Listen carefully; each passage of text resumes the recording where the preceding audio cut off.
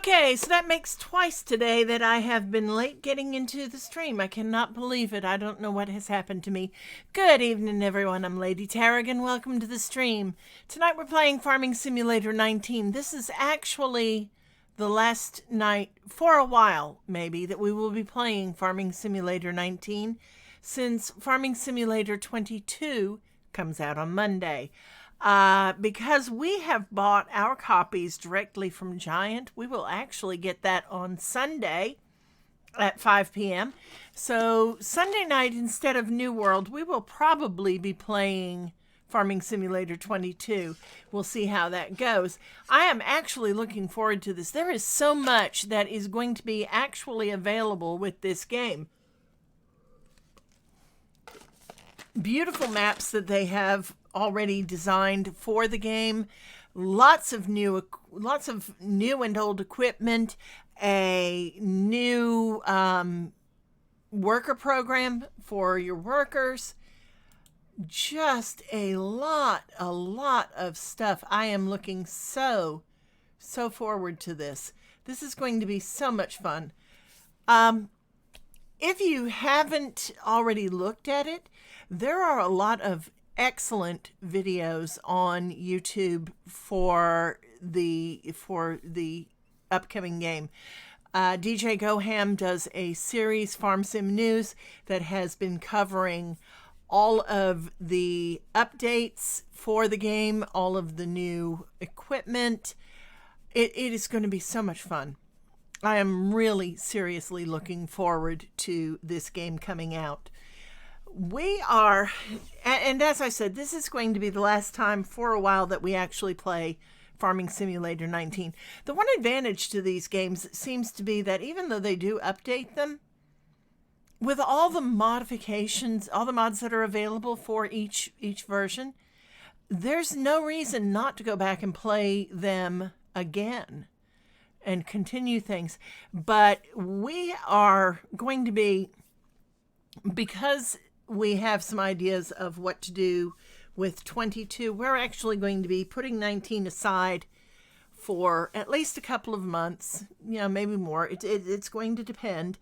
We only play Farming Simulator once a week anyway, but Alcinor and I have talked about doing a whole new thing where we actually will be doing a competition, a competition that will take place over the whole of a year in game, which will require us to actually play every day. We're going to actually record that game and put it up on YouTube as a separate thing, as a separate series from our stream games, from the games that I actually stream once a week. So that I think I'm really looking forward to this. It's going to be who can actually get the most money out of it, who can actually become the better farmer. Now, how long it's going to take us, we're setting a goal of a year. And when we start the game, it will start on day one of, I think, spring is what Alcinor has told me. I don't remember exactly. But it is going to be a very interesting competition. He has actually played the game a lot more than I have. So he's got a little bit of an advantage over me on that. And let me remember to change my screen here. This time I have a very bad habit of forgetting to change to just chatting. I think what I need is, what I need to do is I need to get some music for the channel, to be honest, so that when the intro theme is over, I know to change the screen to, of course, just chatting, and then from there to in-game and all that. Yeah, it is one of those things. But anyway, getting back to this, Alcinor has been playing Farming Simulator for a while longer than I am, so he is a little bit better at it. But I tend to look at things a little bit differently than he does, and that's going to actually work out in our favor, I think. We'll sit there and we will work out who is actually going to be the better farmer. Now, as I said, we do play on actual time. So with 28-day months in game, that will give us 3 months per season. They're going to be long games. It's going to be a very long game. But I think it's going to be a lot of fun. So we'll see how it goes. It's going to be interesting. I honestly do believe that.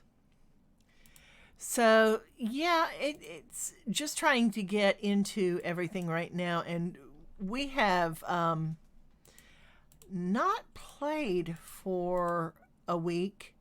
So all of our characters are really, our characters changed around. He's been playing on his computer, which is where I stream from. And I have been playing on my computer. And so our characters are actually on the wrong computers. So I'm having to change that just so that we have them right. The one advantage to this, to be honest, is I get to change her shirt. So she actually does get to change clothes from stream to stream. I just like different clothes on her. I wish they... Yes, Alcinor has 400 green plaid shirts. Good for you, boy. I swear. So anyhow, now I think we're gonna have a lot of fun. I hope you enjoy it as much as we do. I really hope that it will be something that people will enjoy, and we'll see just exactly how well we do. Now, this is not to say that Alcinor, what's the server name?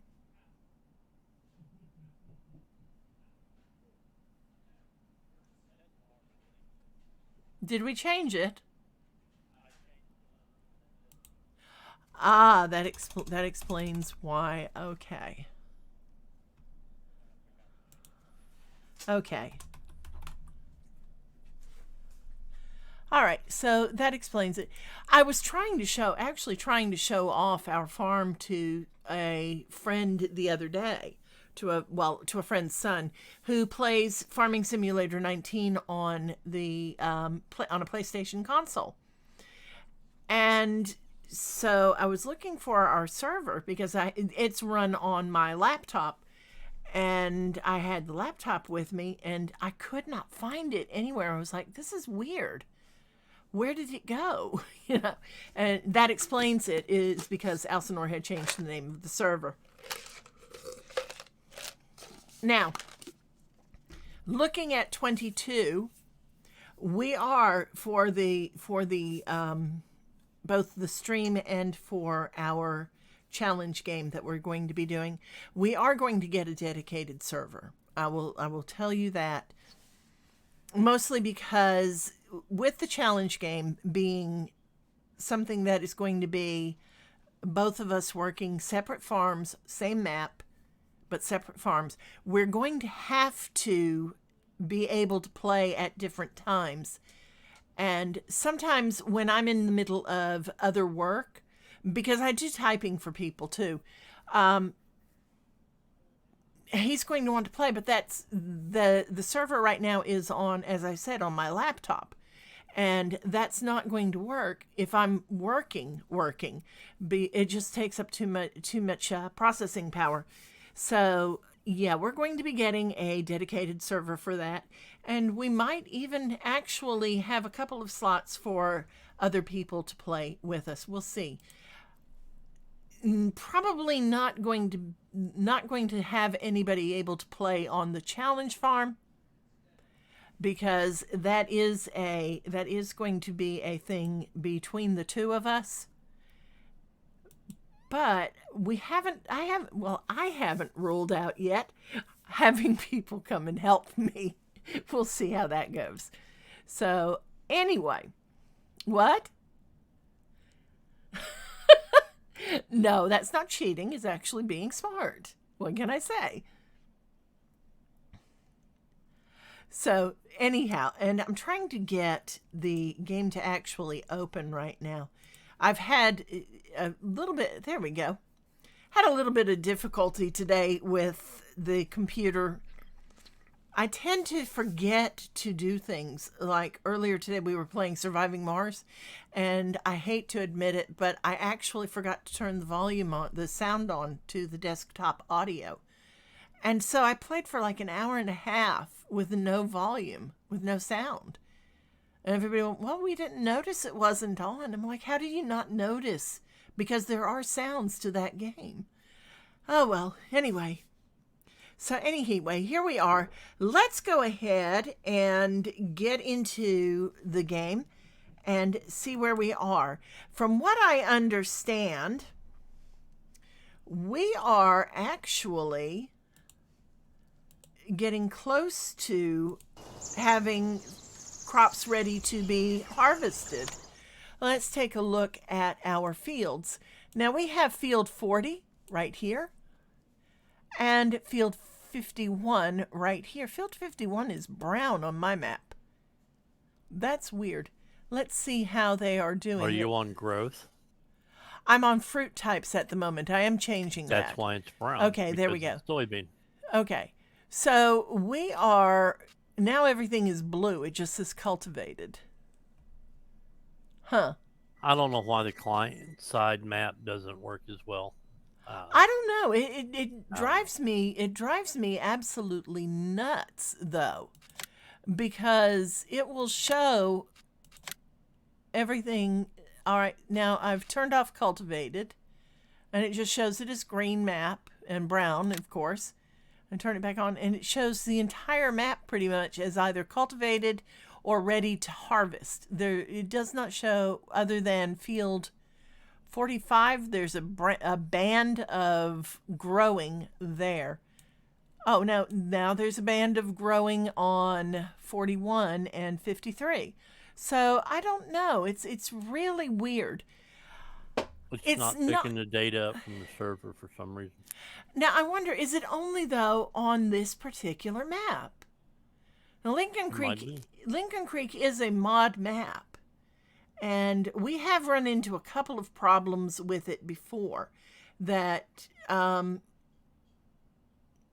kind of frustrating. Like we had the only animals that work on it are cows, which is kind of disappointing because I've put chickens in on our farm and we're getting eggs, but they're not going anywhere, and we can't get them clean, or we can't sell the eggs. So that's kind of disappointing.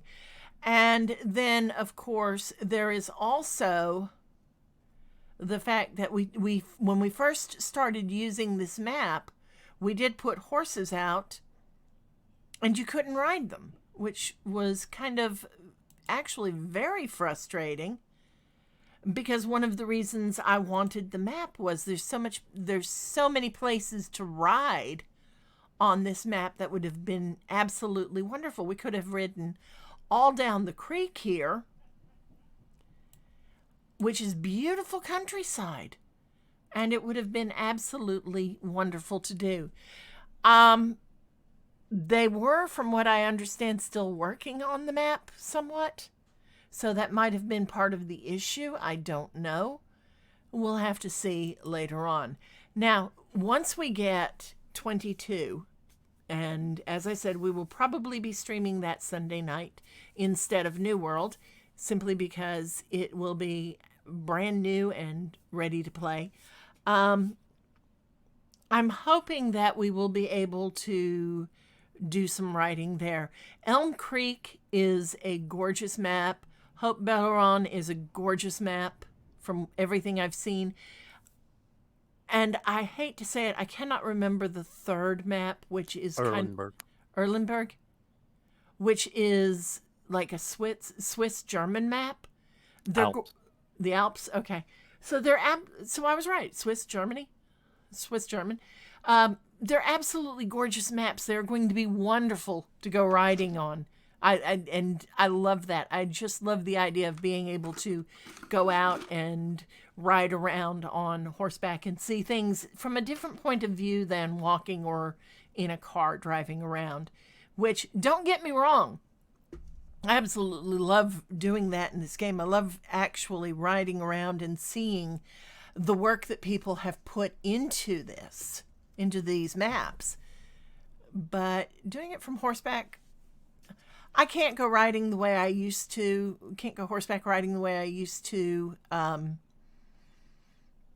due to circumstances beyond my control. Mostly, there's nowhere around here to go riding anymore. But it does give me that little bit of sense of when I used to be able to do so. So anyway. And there go the geese. All right, so let's go ahead and walk over. I hate the geese on this map. I know you do, but I like them. How about that, huh? All right, so let's go ahead and walk over to Field 40, and let's see how it is doing. This is, as I said, this is going to be the last time for a while that we actually play here. So we do want to get some stuff done. The last time we actually stream it, let's put it that way. Oh,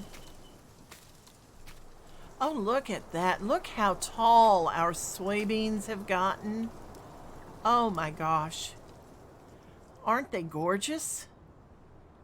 They really are. This is a beautiful, beautiful map. And I love how green everything is right now. And we're going to walk down to the other field and see how it is.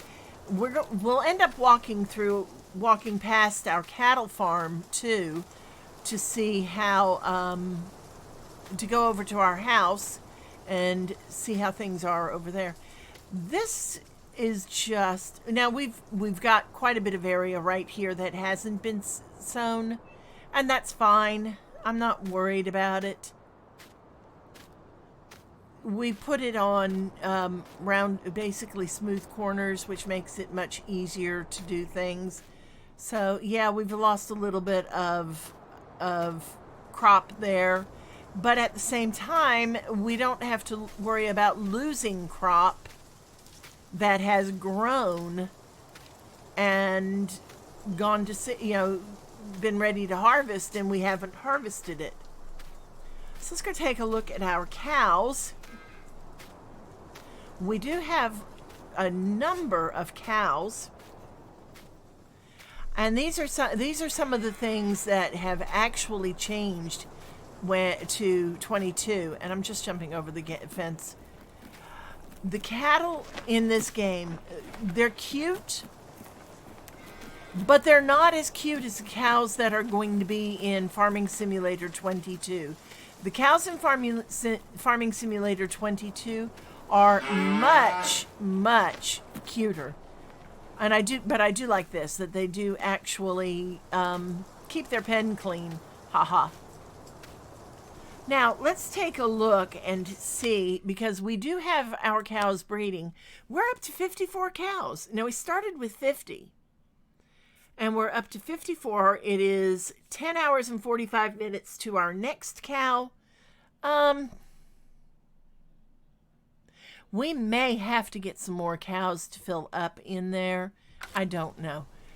But we are finally in the black. Look at that, 163,000. Now, we finally have cash, let's put it that way. $163,977. We are not in the black by a long shot. We still have a $400,000 loan we have to pay back. And here is our other field. Just look at those soybeans. They're so tall. Of course, the grass around them is pretty tall too. We ought to take and mow it and turn it into hay or straw, or hay for our cows. I haven't done that yet though. That's a ways away. And with these signs in the way, that kind of makes it a little bit difficult too. The signs have no collision. Oh, really? Okay, good. So let's go over and take a look at our... You're talking about what seed, in air quotes, what seeds are planted here? Uh-huh. Yeah, they have no collision. Okay. So looking at our vegetables here, these little plots actually are a mod, and they actually do make us money, make us quite a bit. We do need to probably add water. Let's check our water level. It's down to 66%. The manure fill is down to 50%. The manure and... Hi, Elsinore. The manure and the water actually make them grow, and then they produce money for us. And that's the best way to say it, is they produce money for us. Our greenhouses... You forgot to change your name. Did I? Yep, your Elsinore, open parenthesis 1, close parenthesis. Oh, goodness. So I need to leave the game and do that, don't I? That's up to you. I'm just letting you know that. Yeah, let me do that real fast. And give me just one moment. I just don't want to... Well, while you're doing that, we'll say we need more cattle to produce more manure faster to be able to fill the manure bins on these greenhouses at a rate that would be considered Well, you know, optimal. we could actually, now that we have 163,000, we could buy 50 more cows. And that would be good. And that would be very helpful. Now, the thing is, that pen will only hold, what, 500? And Correct. we don't have... Oh, I hate when it does that. We don't have quite we don't have the money for that because they're $3,000 a piece. So getting 500 cows also doesn't make sense. It actually makes sense to get, say, 100 cows and let them reproduce and build up and then sell off everything above 100 cows. It doesn't make sense to buy 500 to sell them when you're not going to make anywhere near $3,000 for them selling them. Not that I've seen. Not to be contrary, but the steakhouse is paying $8,300 per 1,000 liter of beef. Ooh. Okay, so you're going to prove me wrong. Is that it? I'm just saying you haven't looked at the selling. No, I haven't today. because what I was trying to do is actually raise them so that we could make back our money and still have cows to keep reproducing, because that's how you make money with cows. You don't make it. What I'm saying is we get up to 500 and then we sell 400 off. And well, we could buy 50, sell them, and then buy 100, and then sell them, and then buy 200. That would work. Oh, we got to get them up to sell weight, though. They're not up to sell weight. Okay. So see, that's one of the things that I need to know is how long does it take to get them up to sell weight? You know? That's something that really I have not found any reasonable explanation on yet. So we need to look into that. And all right, why don't we let me get back into the game and then we'll look at the cows, because if we can do that and make another couple of 100,000 today, that would be great. Now, one of the things we can do too is, because we do have that one mod that lets us do multiple contracts, we can also look at what is available contract-wise, and that should have me right now. And go ahead and get some contracts being worked. The one thing that we did find, and the only reason we have as much money as we do have right now, is because last week we were running contract after contract after contract on harvesting and plowing. Was it plowing? I think it was. I think so. I think it was Plowing and cultivate. Yeah, but we were running contract after contract after contract on harvesting to get ahead of our game, because we were really losing money every day. But we had rented a big harvester and a truck, and we were doing contract after contract with it, which actually saved us money because we weren't having to borrow the equipment from the farmers. So we could go immediately from one to the next contract and just keep going. And because we were doing multiple contracts, yes, we had people working for us, which is going to be a blessing. They have actually set that up in Farming Simulator 22, where you can not only have someone plow your field, but you can set it up where they will plow the field, they'll do whatever needs to be done in the field, and they will then go on to the next task. You can set them up tasks ahead of time, and all you're actually having to do is manage the farm. So I'm really looking forward to that, because it helps out a lot. They have taken the course play modification and made it better for the game. It's going to be great. All right, so I think we're going to drive over to see the cattle farm.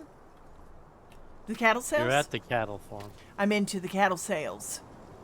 Though we don't need to. We can. Cattle sales. Yes, the cattle we can. are currently valued at $2,000. Really? Oh, yeah. But you had to pay $2,500 to get new ones. All right, so let's which take they a will look. then drop to like $1,500 the moment we All right. buy them, and then we have to feed them back up to better than $2,500 value. So where did you see that? Oh, we're up to 27 chickens too. Where did you see the value of the cows? You go to where the cattle loading ramp is and press R. Okay, so let's take a look. And here we go. All right, so a brown cow is $2,500. We can buy new cows at $2,500. Ours are at $2,000. We have black. Yes, I'm looking at that. Our stock is at $2,000. Our cows are at $2,000 each. And so we've got 54, so we could actually sell 4, and that would make us $8,000. But We'd be taking a $500 loss on them if we sell them now. no, we wouldn't. And the reason being is, if we sold 4, we bought 50. We've increased by 4. We've actually okay, had 4 I see what you're saying. born. So that is $2,000. Right. So that would be $2,000 profit, or $8,000 altogether. But what we are going to do, we are going to buy at $2,500. 4 is 10,000. 40 would be 100,000. So let's buy 40 more cows, okay? And I'm just going to go ahead and move them into the pen from here. Now that's going to actually cost us a little more than $2,500. It'll cost us $28, because we're not going and bringing them back ourselves with a trailer. But we've never been able to get the trailer to work.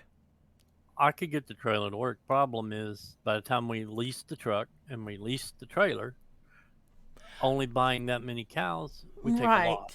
Right. Okay. So I'm going to go ahead and buy 50 cows. Okay. And let's go ahead and we're going to buy black cows. And that's 1, 2, 3.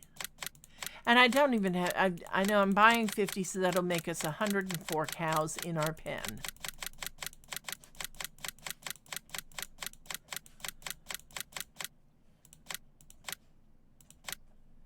Now that's $137,500.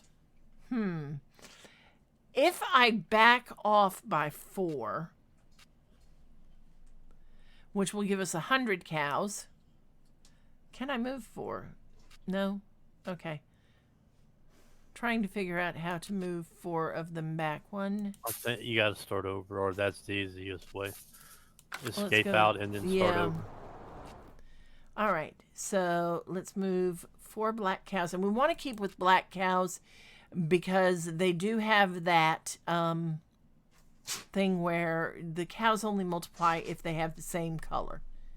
That kind of strikes me as odd. I understand it from a programming point of view, but it's still okay. So we're going to go up to 100, which will be 46 cows that we've bought.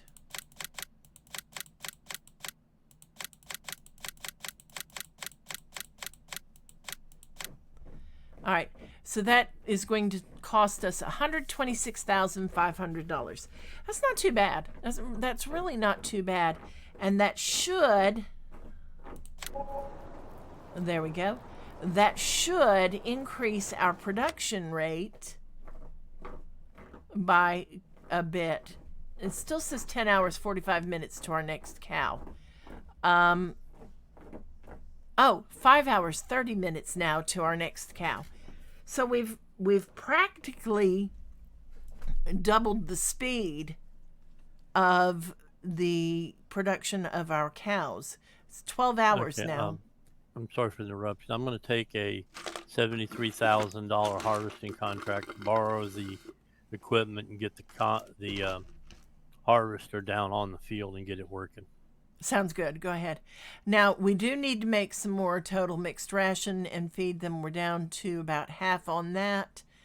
And we do need to put some more straw in the pen.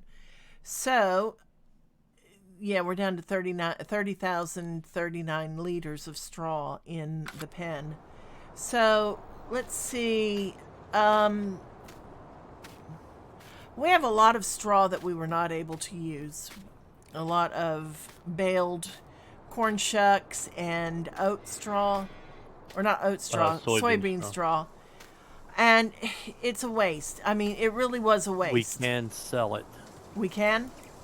Yes, at the bale sales place. Let me look real quick. Okay.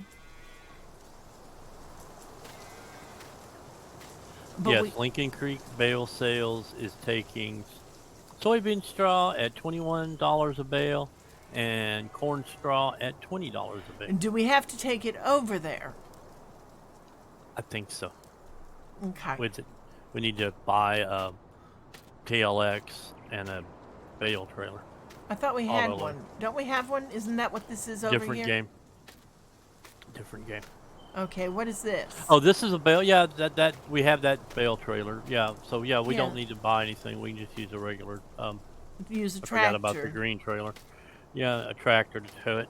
Okay, so I'll go ahead and start on that. Where are the tractors? Are they in this barn? No, they're over on. They're over at the other farm in the big shed. So let's just go ahead and tab over because it'll be a little bit faster. You got I'll use the red Santana tractor. there. I'll use the red tractor to go get it. And Alcinor has everything just so nicely laid out in here. Oh my gosh. I love it. You gotta love a man who can lay out everything nice and neat and tidy. Army training, sir. God, I have not heard that line in years. All right, so we're going to go over and hook up to that bale trailer, and then we're going to hook up to Are they taking corn straw? Or just soybean? Both. Okay. One's $21 and one's $20. Corn is 20, but Okay. so it doesn't matter. Well, that's good because we've got a ton of straw that we can't use for anything else. And that will let me get some straw over there to put into the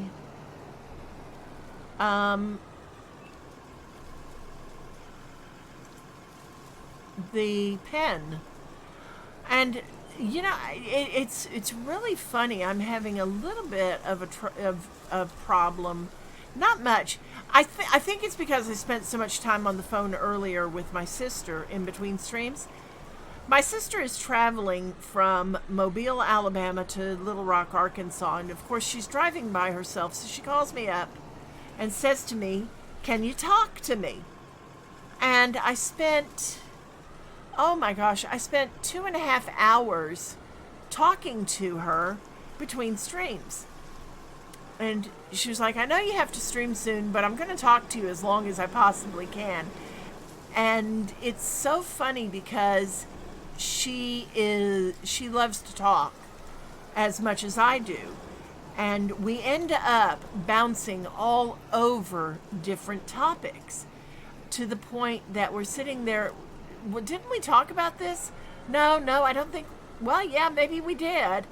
All in the same conversation. All right, and so does this one automatically pick up bales? No. No? Oh no. You need to go get the little blue one and hook up the bale spike to it, which is sitting there next to the bale trailer. Okay.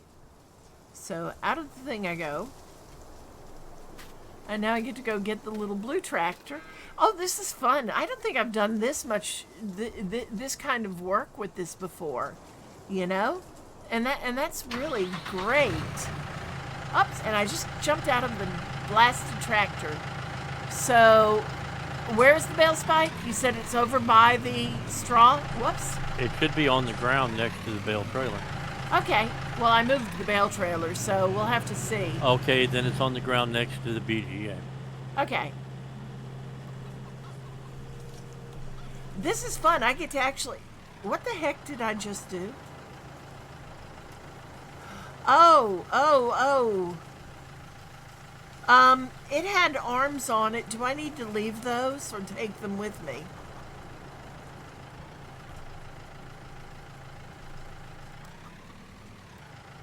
I think I just... I'll be ready. Yeah, I think I just messed something up.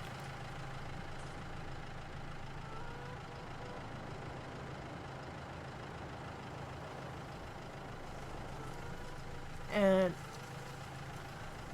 I'm going to turn the tractor off so we can get out and look.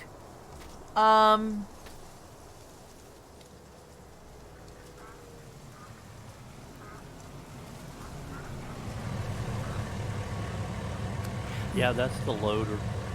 Oops. Oh, I guess I need to put it back.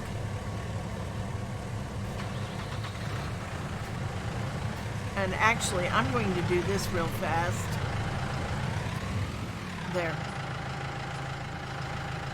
Some people don't know how to turn a vehicle off when they're done with it.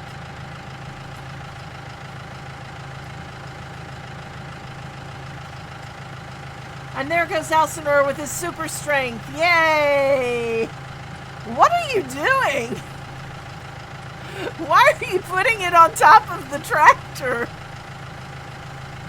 Trying to make it turn around. Oh, okay.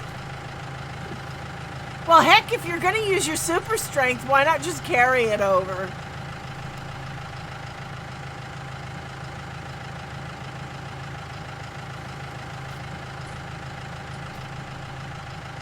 There you go. Now just drive around 180 degrees and pull in. And Okay. hook up to it.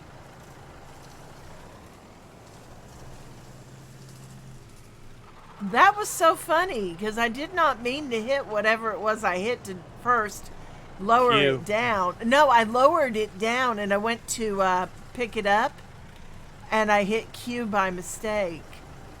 All right, so there we go. Now, what do I hit to raise it? J raises, N lowers, K tilts up, M tilts down. There, so that's enough. I just don't want it dragging on the ground, you know? Okay, where are you going? The bell spike is over at the Do I cattle need them farm for the next- bale spikes? Yes. Oh, okay. It's the front end loader that lifts the bales up and loads the trailer. Oh, okay. Well, see, now I've learned something new.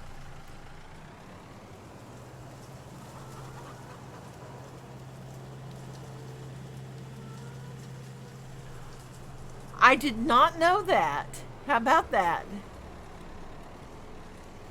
I thought that the bale spikes had their own things on them, you know?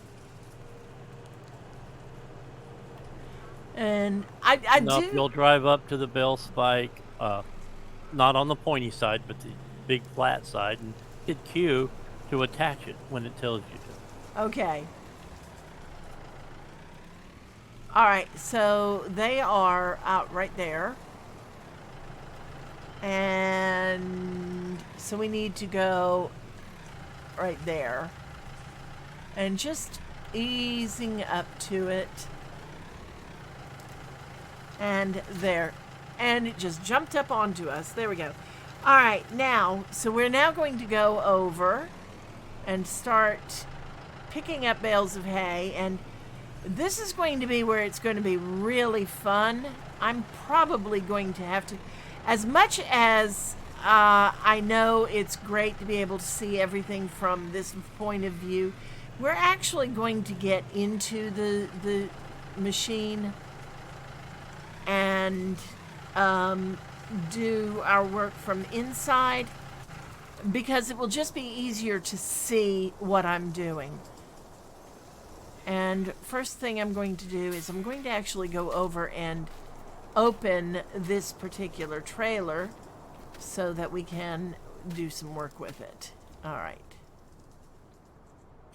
And now we need to, let's see, unfold the bale trailer, which is X. You know, what I need to do is I need to take and make a chart of all the commands and put it in front of me so that I don't have to have that screen up at any time. Yep. You know, the only thing I wonder is, will it work with loading and unloading, since those are usually using I, and they usually don't seem to, it doesn't seem to work if you're not, you know what I'm saying? Now this is going to be tight because everything is kind of close by. Yeah, the stacks got hit by the harvester the other day. Well, or the it's not that. planter. I've got the bale trailer in the wrong position. So I really need to turn it around. And that's going to be interesting because, you know what? I know what I'm going to do. Give me a minute. And it's going to... Let's fold that back up. Let's start the tractor up. And we're going to back up. Wrong way. Whoa, whoa, whoa, whoa. Too much. I'm moving closer to the fence over here. Actually, I'm moving on the fence. That's not good. So that we can actually come over here, pick up bales, and put them into the trailer. There we go.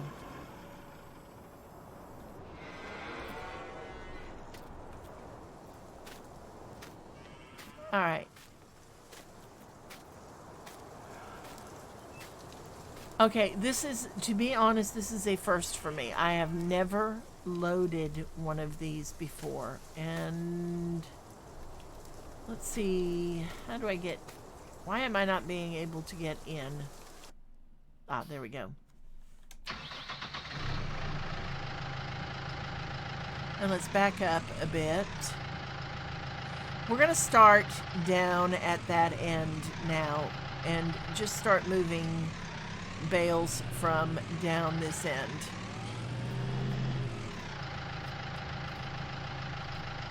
And I don't think I really care if they go in too properly.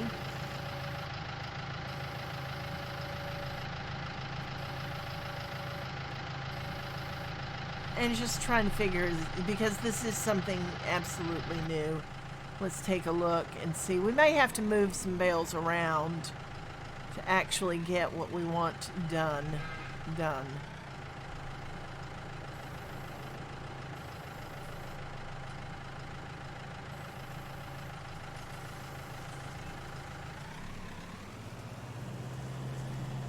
And oh my goodness.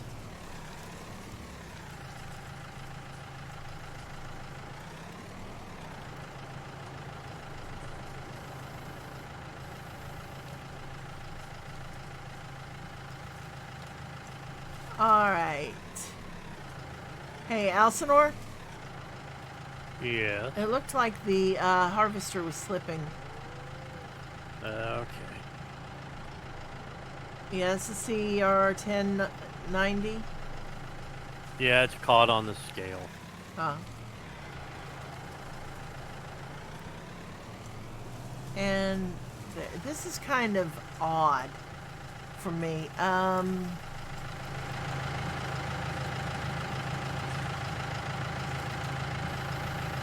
Whoa, wrong way. We want that to go down. That's the wrong way.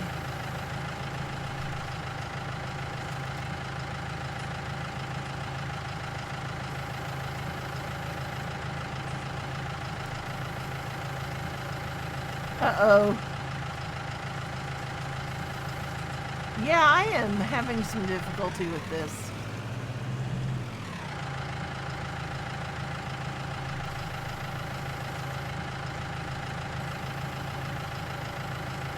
So give me a minute, and I will come over and help. Yeah, I think you're going to need to, because I've got it all screwed up.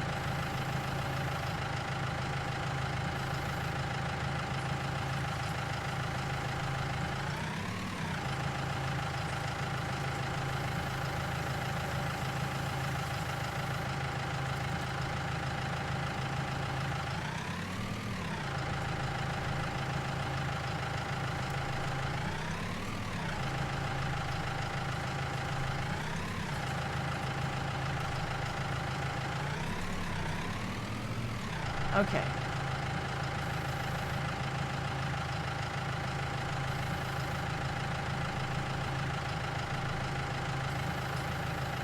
Nope, that's...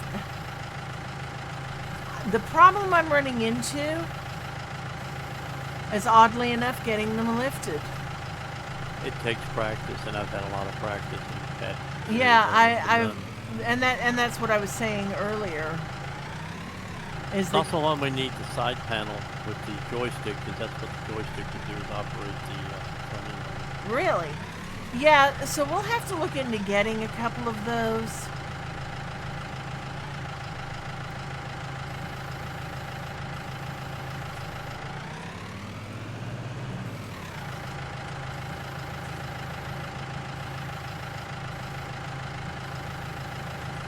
All right. Hey, I got one on. All right. Now I'm cooking with gas.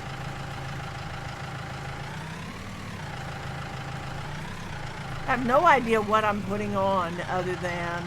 All right, so we need to back up. Ow, itch. And let's lower everything. All right. And now K lifts it up. No, J lifts it up. K tilts up. Okay, that's where I'm having... The difference between tilting and lifting is... It seems to be a minor thing, and yet it is not. It is a major, major hassle. Because I keep tilting when I want to lift.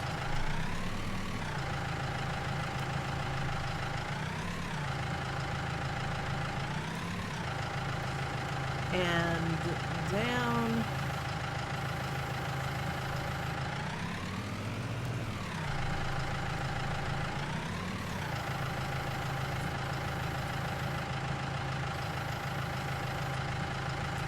There we go.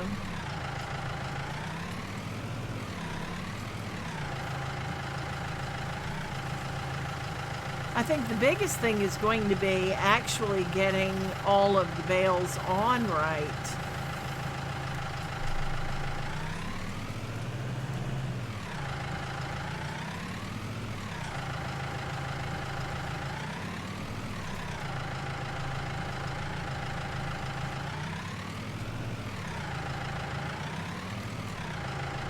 Quite honestly, sometimes I think it might be easier to just yeet them on.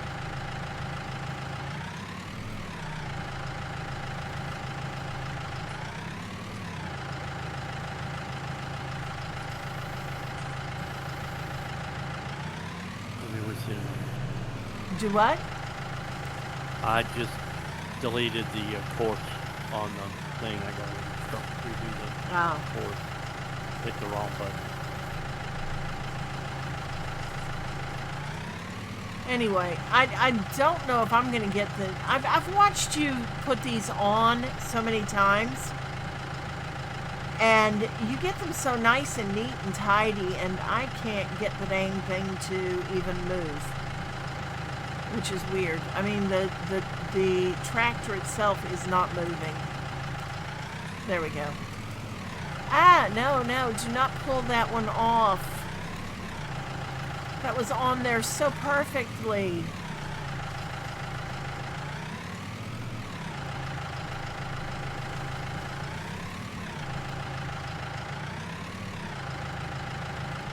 All right, come on, get over there. And it is. This is all a matter of practice. This is why Alcinor says he's going to win that competition that we're going to do. Is because he has had a lot of practice at this.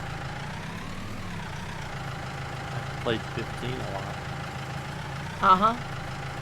See, I never played 15. Well, I mean, I may have maybe half an hour in 15 that, well, shoot.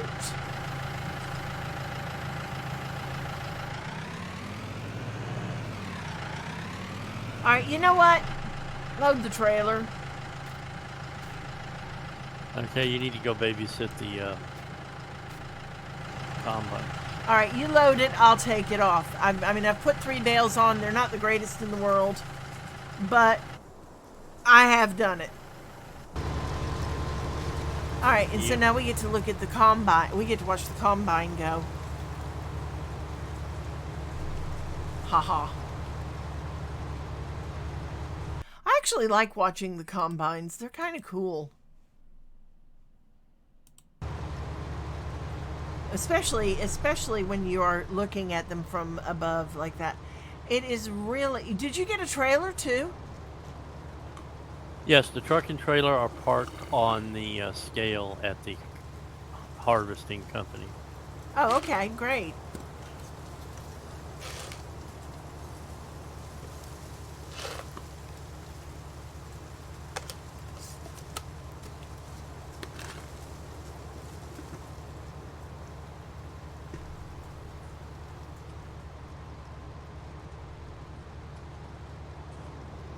I think the neat thing about this game is you get to drive such big equipment. You know? And yeah, I know it's virtually, but still, there's a lot of people who never get the opportunity to see what it's like from the inside of one of these cabs. It's just, look at that. That is just such a view that you get in this thing. And to watch it actually harvesting. And then we can turn around and see, look at the soybeans going in, because this is all soybeans. I know that. No, that's wheat. Is this wheat? Yep. Really? Oh, wow.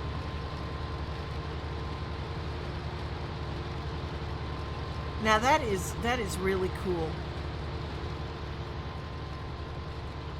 I'd actually like to raise some wheat, to plant some wheat and grow it in the yard. Um, the only thing is, you look at the size area that you need for wheat for a family. You have to figure out how big an area you need for how many people, to make how much flour do you use, how much in a year, and how many people are you using it for, and all that other stuff. There's a lot to actually doing farming for yourself. Okay, what are you doing? Are you getting into the menu and all that? No, I'm fiddling with bales, which sometimes Causes a skip. makes math happen and it slows the computer Oh, down. okay.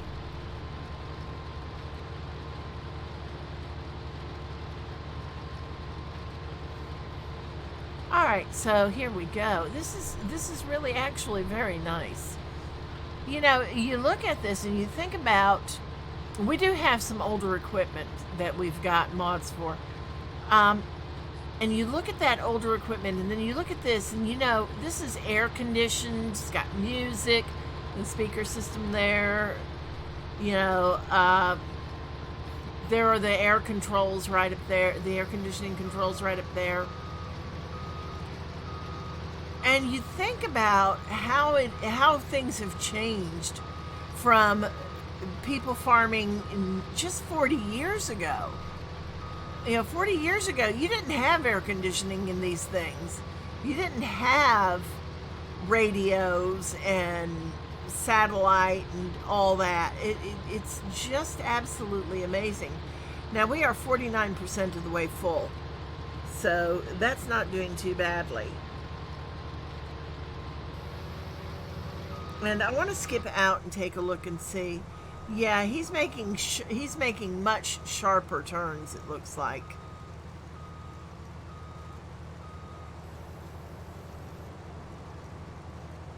And that's so that they can actually get more of the field done with less problems. So very nicely done. I mean, that is just something really nice to see.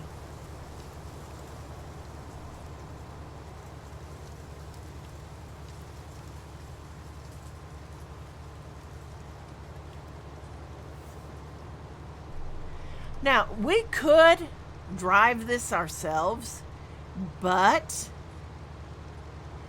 it would be a lot less it would be a lot less neatly done, and it would mean there'd be so much more that we can't do at the same time.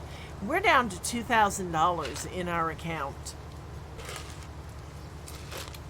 So, and it's 8:40 in the morning. We definitely have got a lot to make up. Buying those cows might not have been a great thing to do in the beginning. We'll have to see how they go. I mean, if we can sell them for $8,000 each at the steakhouse, that's going to be great. But we do have a long way to go on those. And what I'm going to do while we're running through this, let's just take a look and look at something and see. Yeah, we're 5 hours, 15 minutes from the next animal. We've got 6,495 liters of manure. Our chickens' productivity, we're up to 27 chickens, and they've got 89% productivity.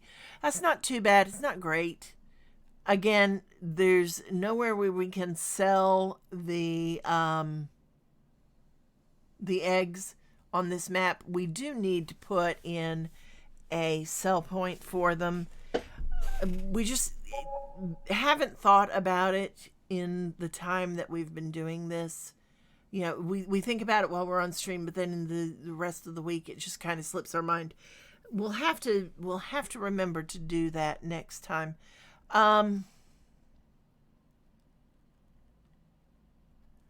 Our cows are at 100% productivity. Those are our big ones right now. With 100 cows, we should be able. Now, we won't this stream. The next cow will be after the stream is over. But we should actually be able to make some money with this now. Just need to run it a little bit every day.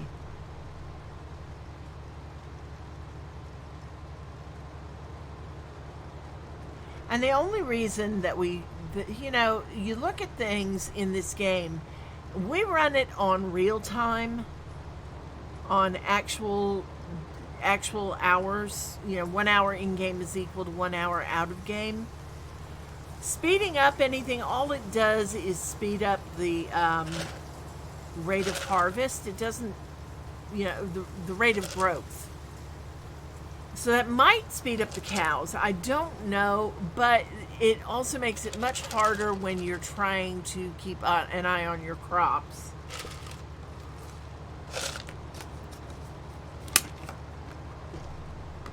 Although, that might not be a bad thing, Elsinore,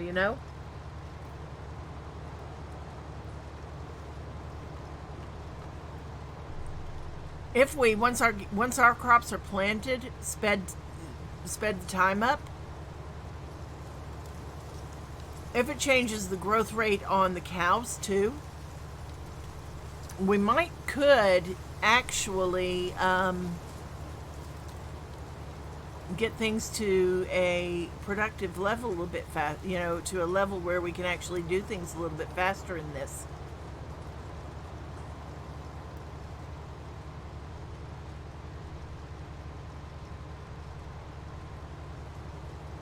Now, we won't. Here's going to be the question. We get a server for the game, right? Uh-huh. And we're running 2 games on it. Can we do that? No, I don't know. I've never run a dedicated server. We might be able to have more than 1 game on the server. We'll have to find out. Okay. But the question would be, if we were, could we play one where we actually sped time up in between? Let's say today we planted everything, we have all our crops in, and the next stream we actually wanted to harvest them. Could we turn the speed up so that the growth rate went through,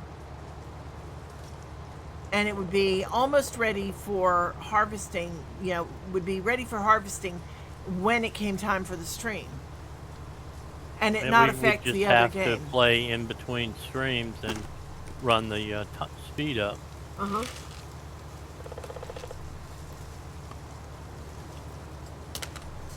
Because that might be a way, and if that affected the cattle, if that affected their growth, it would. Okay, we're going to have to think on that, because we've been very good about not changing the speed, especially after that one time when we had the two sections of the soybeans growing at different times. Yeah, we still haven't recovered from that, because this field is 2 different layers of fertilizer. Yeah. So,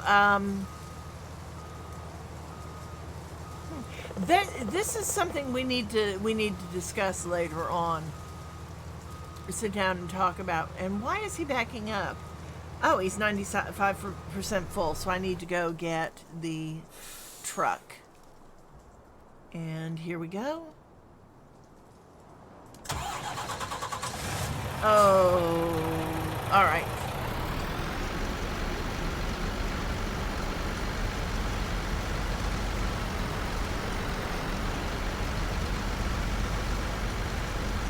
And I'm just going to follow along until I find the harvester. Yeah, I like that crampy trailer because it's a self-unload. Yeah, I don't like the cab over. It's a Tatra. That's not why I don't like it. No hood to aim with. Yeah, there's no hood for me to have as a... It's also 6x4 with the rear axle being a tag axle that self-steers. Yeah, I have trouble with driving cab overs, I'm which is sorry. hilarious. It's It's borrowed equipment. hilarious. Yeah, but it's hilarious, because the first thing I ever drove was a cab over.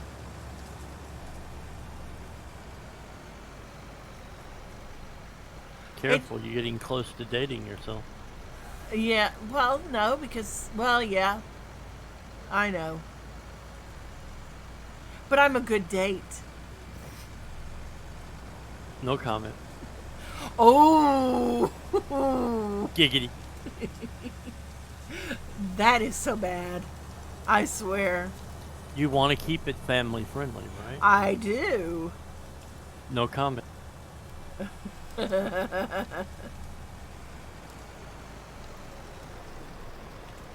You could say, yes, you're a lovely person to date. That would be You're a perfect. very excellent date. Thank you. Thank you. There's a reason I keep you around. You know that? You feed my ego nicely.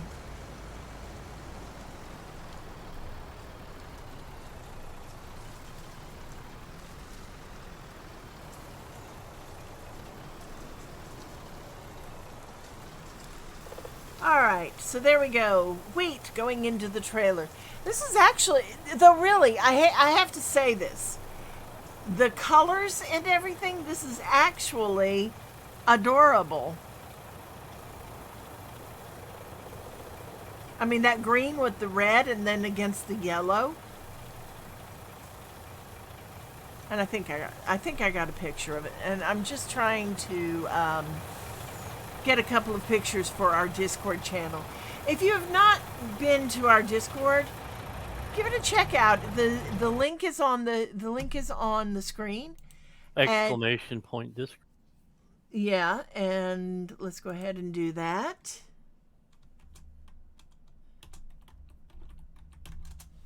And there we go. It's a nice place, I think, to hang out and to possibly get some more information on games and some pictures of games that we've played, and our current schedule is up there. And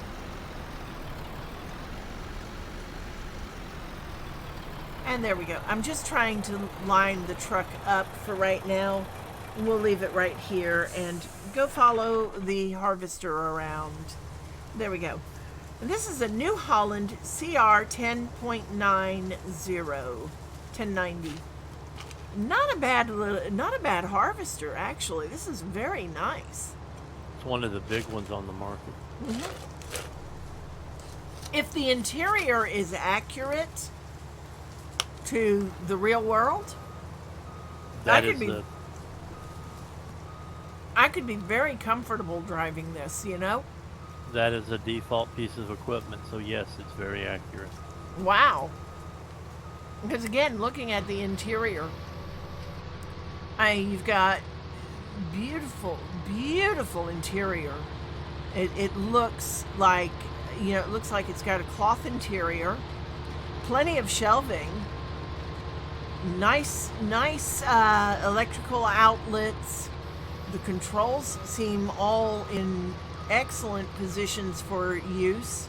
I love the venting. The little vents up there.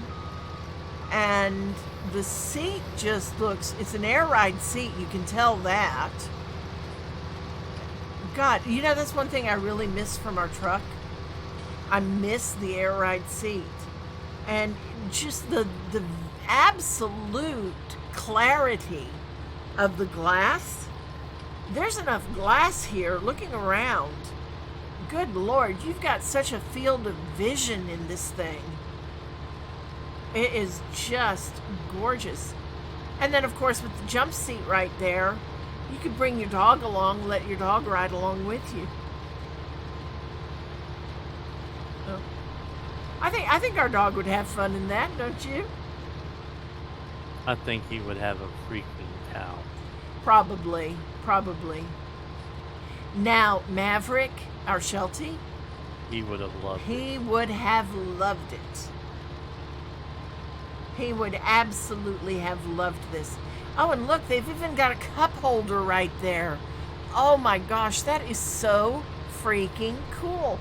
The detail on this is just amazing. I want to see how they do the corner from inside, how what you would see here.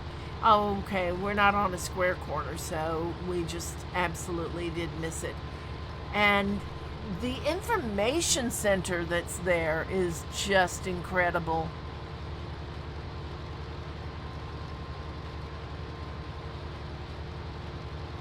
That is just so much. There's so much in this. You know, you think about, oh goodness, my nose is itchy. You think about how much, how different things are now than when we were driving over the road. Um, I've I've talked to my brother about his truck, and he talks about all the changes in the equipment just over the last few years, and all the things that companies are, excuse me, that his company is doing for the drivers. Like, not only, not only do they have refrigerators like we used to have, but his truck came with a microwave.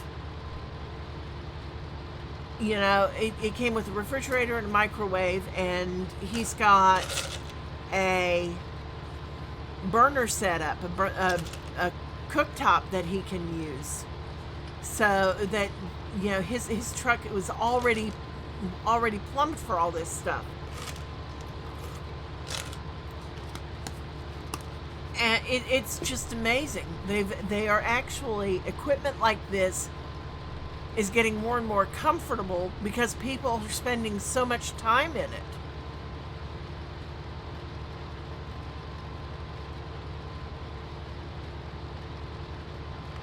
It makes the job. About to start raining, according to my script. Really? Yeah, it looks like it here too. I guess it's what the little cloud with the little droplets means. Yep. I didn't think we had seasons turned on. We don't. Oh, so that's just, it just actually rains in game. Occasionally. Okay. I don't think I've ever had it rain on us. At least not on this map. So that's pretty cool too.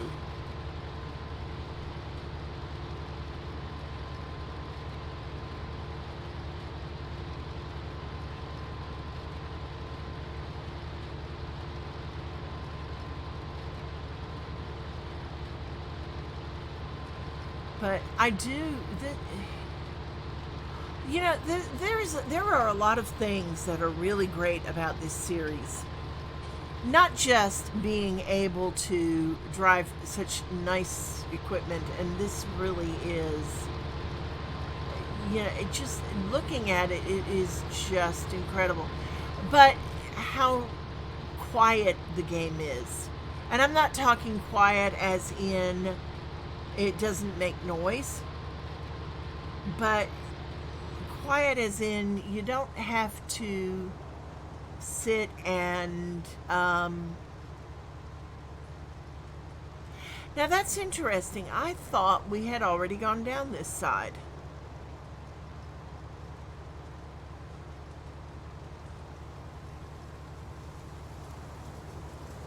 Apparently not. Apparently I haven't gone around this field once yet.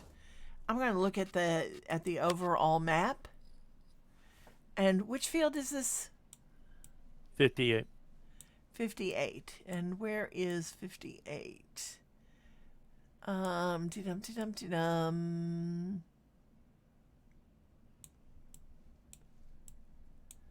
All right, so finding 58 is,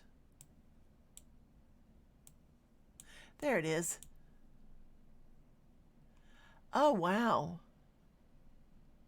So we haven't even gone around this once yet. We're coming up to another turn. It looks like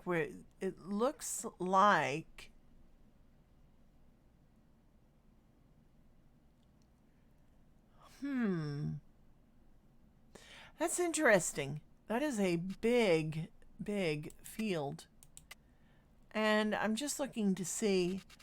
Yeah, okay, so this is where we're going to actually hit the beginning of the field. We have not yet hit the first lap around it. That is something. So we've got our truck sitting way over here waiting for it to need to be unloaded.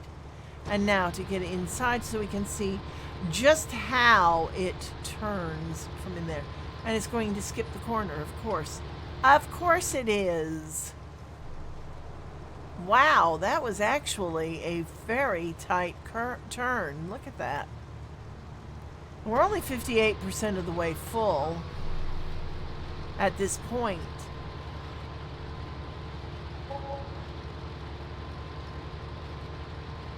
And we have sold bales. Oh, we're up to $44,000. We were down to 2,000. We're up to $44,000. That's not bad. I sold the Fliegel and bought an auto load. Oh, well, that was probably very helpful.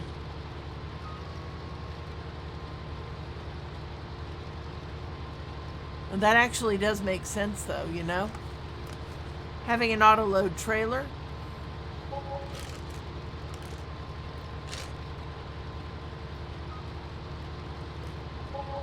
Now, here comes the question. How does that work in real life? I hired a bunch of high school kids to throw the bales up onto the trailer. So there isn't an auto load trailer in real life. No, it's called 4-H. Okay. That's actually kind of funny.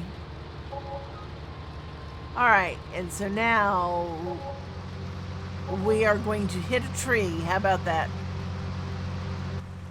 That's why you're babysitting. Yep. And we are going to actually have to stop our driver, back up, and turn.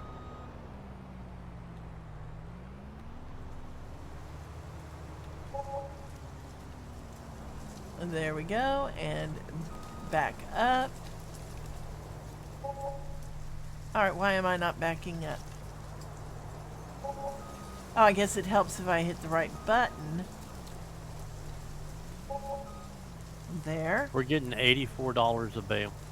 I see that. I mean, it's popping up on my screen here.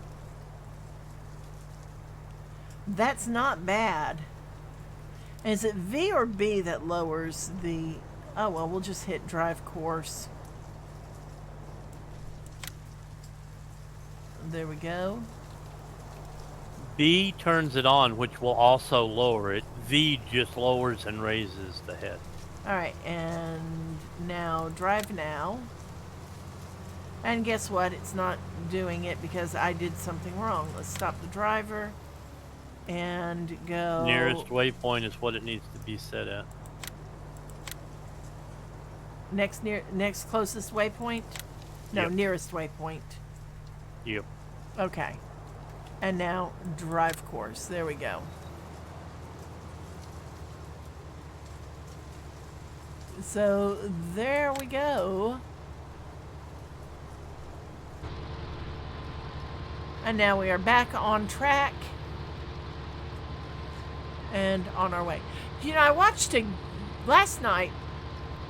I was sitting there doing nothing and decided I was going to watch a movie. So I went on to Disney Plus and I was watching Raya and the Last Dragon. I had been told by someone that it was a really great movie, but I'd been skeptical about it for a while. I don't know why. I just hadn't watched it, and I think it was because when it came out both in the theater and here we go on ending our first round around the field, and I've got the hiccups now. How about that? Anyway. Did that scare you? No, not at all. But anyway, So I had I'm trying to see where he's going. And he seems to be caught on something. Let's see. Oh, he's caught on a fence. So, post. So, let's stop the driver, back him up, and turn just a wee bit. Now, the question is, why is he not... Because I had to reset it, remember? Oh, that's right.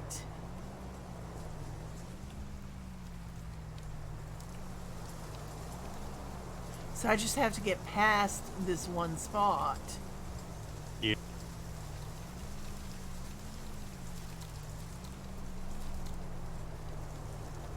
I'm surprised it made it past the scale in the, because that's where it got That's stuck where it's the first time. stuck.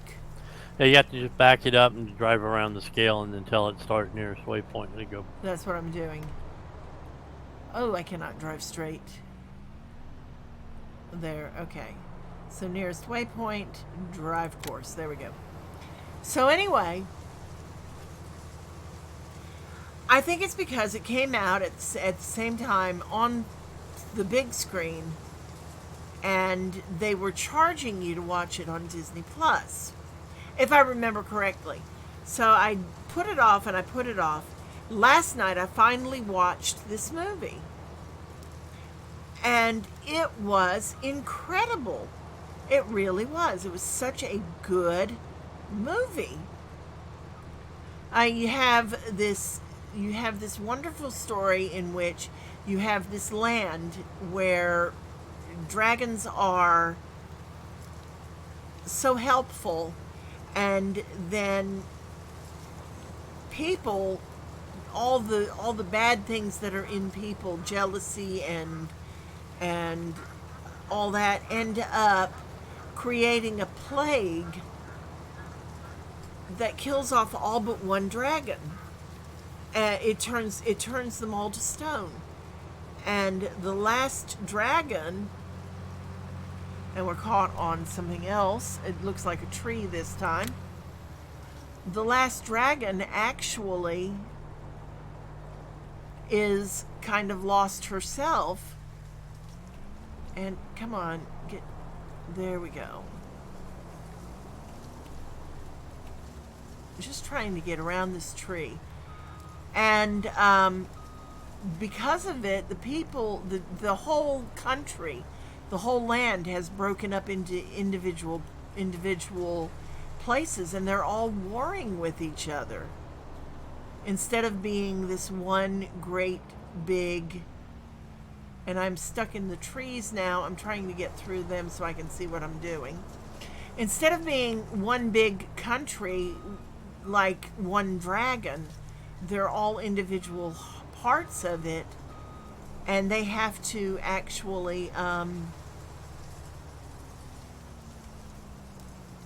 Raya ends up having to work with other people in order to get them back on track.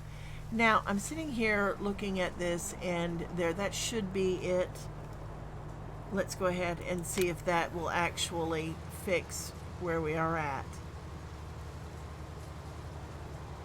But her father, throughout the whole thing, her father had tried to get her to believe that they would do better as a joined people, that they needed to be together, that all of the different parts of this particular country needed to work together to make the country again.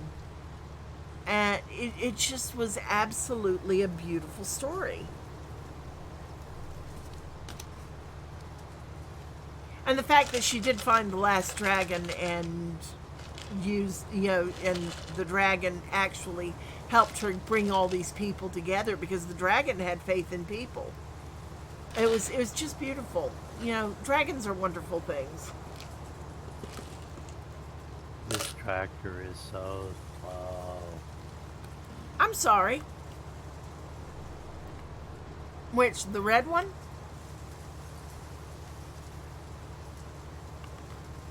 Yeah, the red one is even slower than this one. Oh, you're in the blue one? Yeah, the blue one's 26, the red one's 24. Oh my gosh.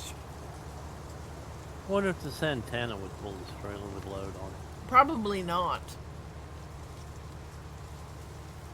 I don't know that I'd want to try it. No, it's only a semi trailer. It's not a full trailer. Mm-hmm.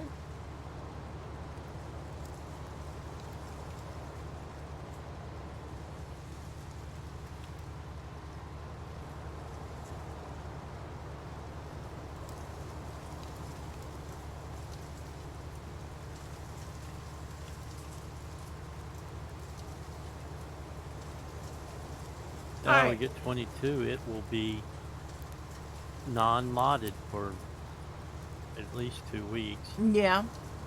All right, so 3 hours and 37 minutes, 53 seconds left on this field. This is a big field.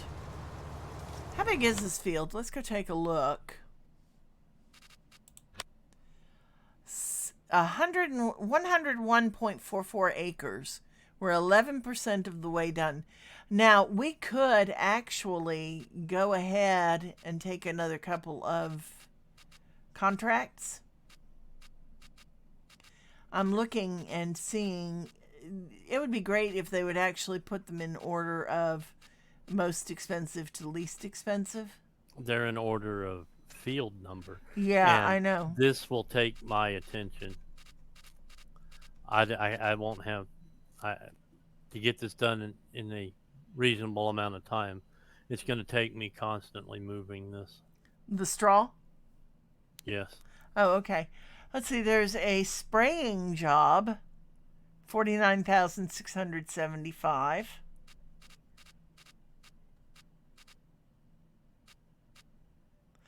A sewing job, 51,604. Ooh, we have that big sewer, don't we? Yes, it takes a 370 horsepower tractor, I believe. Yeah. Which we don't have yet. Sowfield 18, which is 18.18. Ooh. 280. That's only 18.18 acres, and it's paying $51,000 to sow it with corn. Combine needs unloading. I'll get it just a moment. I'm just looking at these real fast. That's the thing, you know, we could actually do. Here's one. It is sowing 33,000, but it's 40 acres. It's even more acres than the one that I was just looking at, which pays more. Of course, it's sowing it with wheat.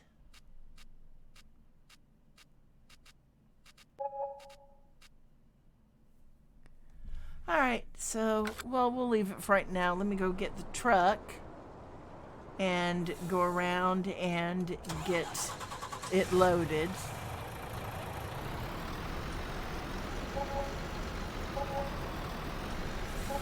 All right, here is the question. Right now, we have crop damage turned off. When we play our competition game, are we going to turn crop damage on? No, because we don't have wheels each, and you know you're trying to steer with the keyboard, and you will hook it and drive into the field. Unintended damage. No, I'm not. Sorry. No. Okay. Sounds good to me. Let's see here. I thought you would say yes because you would actually, you know, you've had more experience. You would actually do better than I would. And how do I know that you will eventually hook it into a field?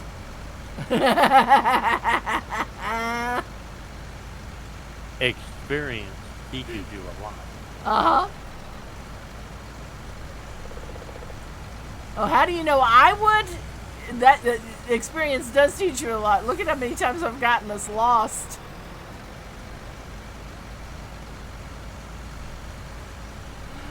I reserve comment on the grounds that it might incriminate myself. Oh, or my have me gosh. sleeping in a chair. I would never do that to you.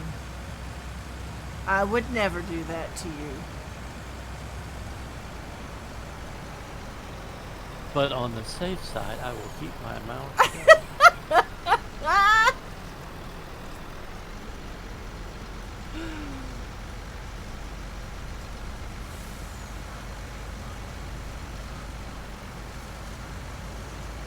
The Oh, my reason we may goodness. not be seeing the rain may be graphics setting. That might be.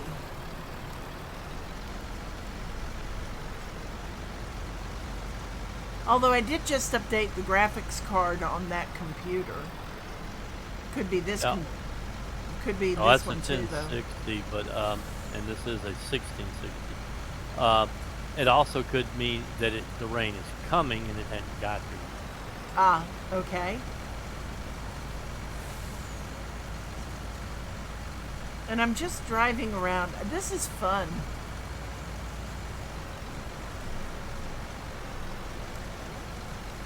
Oops, it just went through. And see right there, I just went through some of the crop anyway, so yeah.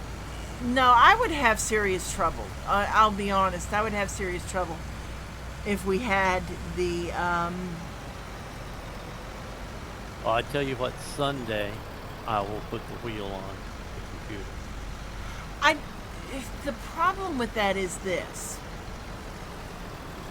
Because of where I have to put my hands and everything for other parts, it would get in the way. That is the whole reason that I haven't said anything about it before. I Because also remind you that some tractors in 22 are manual transmissions. ooh, that's going to be interesting. You can turn it off if you have a keyboard and mouse. I think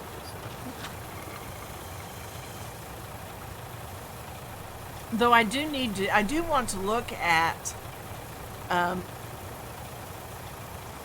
peripherals for both of us. I mean, there are a lot of things that we need to get eventually. Well, that one only needs the side panel, and then for the second one, we need a G920 and a side panel, Uh-huh. plus the shifter. Okay.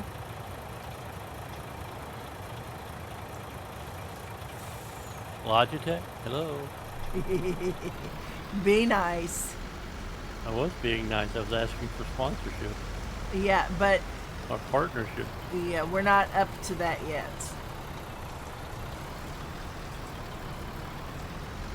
Yeah, you know that's really something about it though.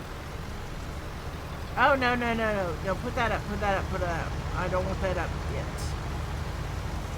I'm trying to get ahead of the harvester so that I will be about where it's going to be next time.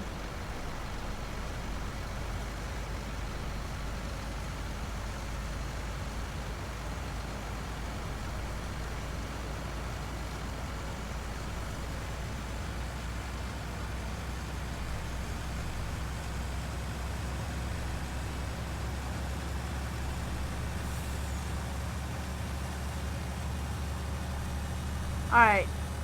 You know, really, this isn't. Maybe it's not too bad a little cab over.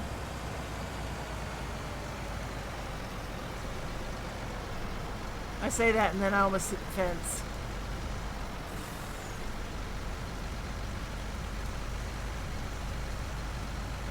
And the trailer is 46% of the way full. 2 more passes around, or 2 more unloads, which is basically half a pass or 3/4 of a pass around. It's going to need to. I'm going to need to take it to sell it. Which is the FCA by the tractor dealership. Okay.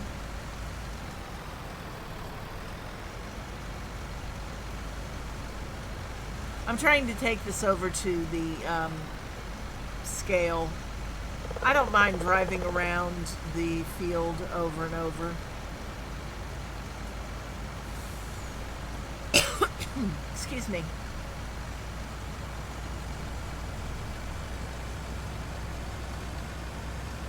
But it is 9:17 in the morning now.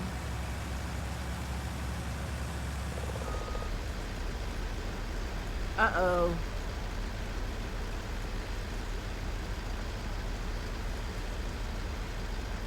Oh no. I've lost my connection to the game. Alright, so I've got to log back into the game. So bear with me just a minute. I hate when that happens. While I'm waiting on the game to reload, I will be right back.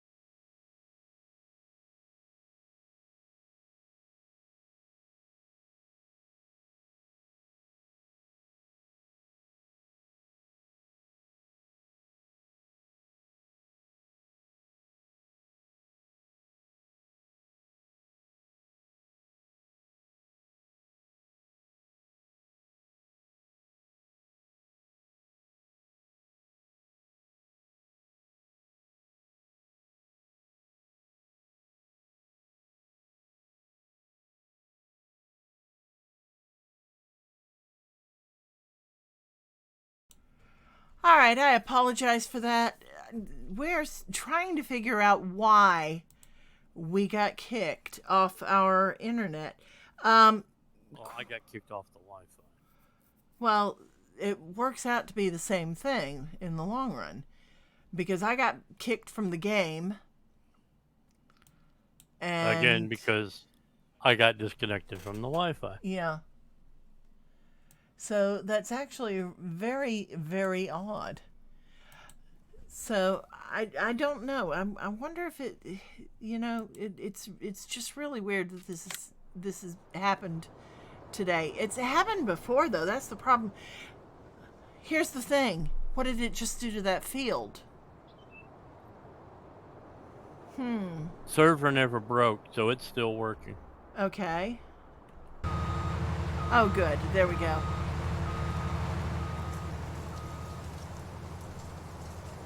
Yeah, the game never hiccuped. Oh, okay. I just got disconnected from the Wi-Fi, which broke your connection to the server. Okay. Since I'm running the server. Okay. So that's what it is. All right. So yeah, I think that's one of the reasons. I think that's one of the things that having that dedicated server is going to do for us. Is Yeah, in that case, I would have gotten kicked from the server, and you would have just kept going on. Right, normal. but yeah, so I think that's going to actually help us. We do need to go ahead and look into that, though.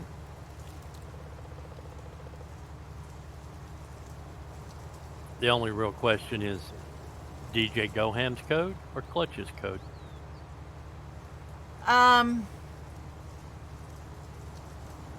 Good question.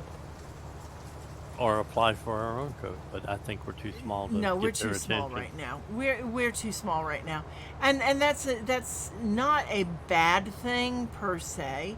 I mean, it's something that will actually change as we get more, get more experience for one, and you know,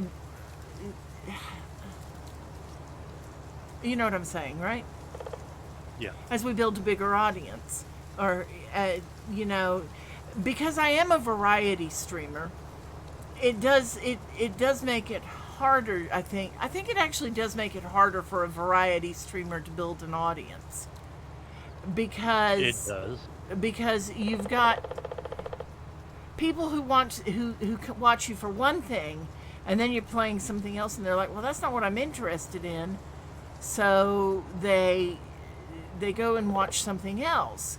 The fact that, and this is one of the things, because the other day I was talking about dropping Surviving Mars for a while, and then I had that person come in and say that they came in and subscribed and said that they watched me because of Surviving Mars and Factory Town, two of the city builder production games that I play. And so it's like, well,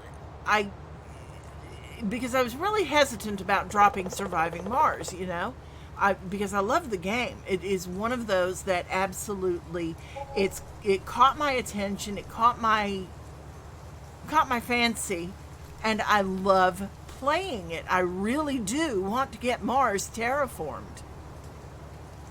And every time we've gotten where we're getting that much closer, and no, we've never gotten very far in it. We've only ever gotten the planet up, I think, to 5% of Earth normal temperature.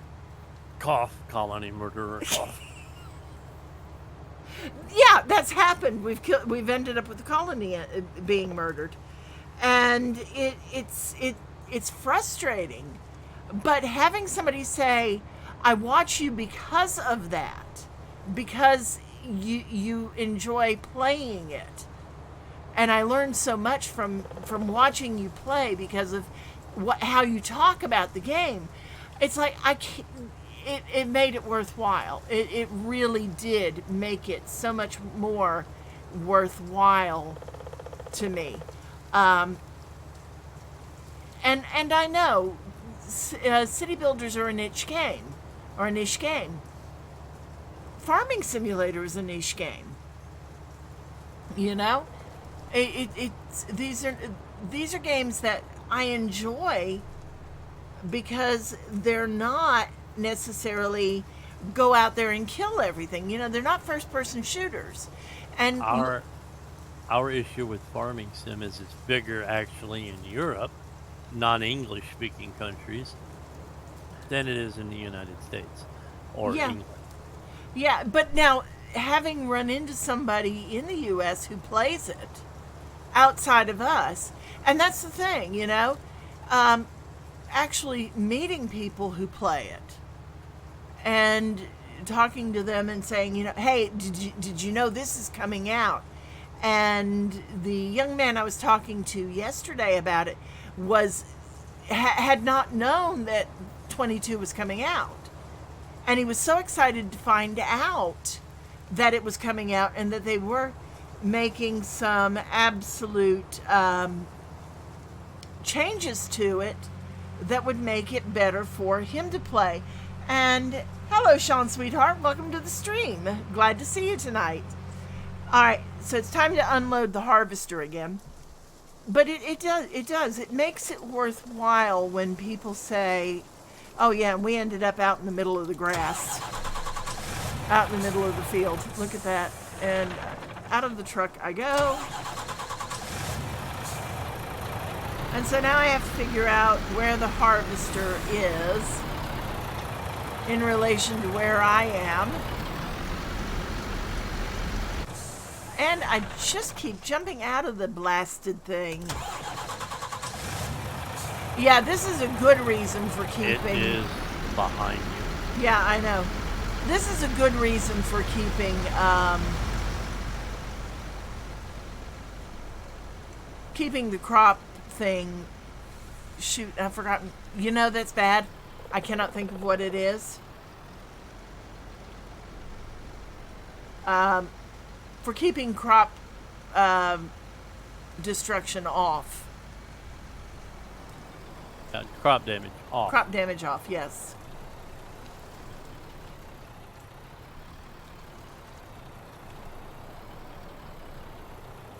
All right, so there we go. Yeah, that would help, Royal Leopard. Okay. So anyway, Sean Sweetheart, welcome to the stream. I'm Lady Tarragon. We're playing Farming Simulator 19 tonight. How are you doing?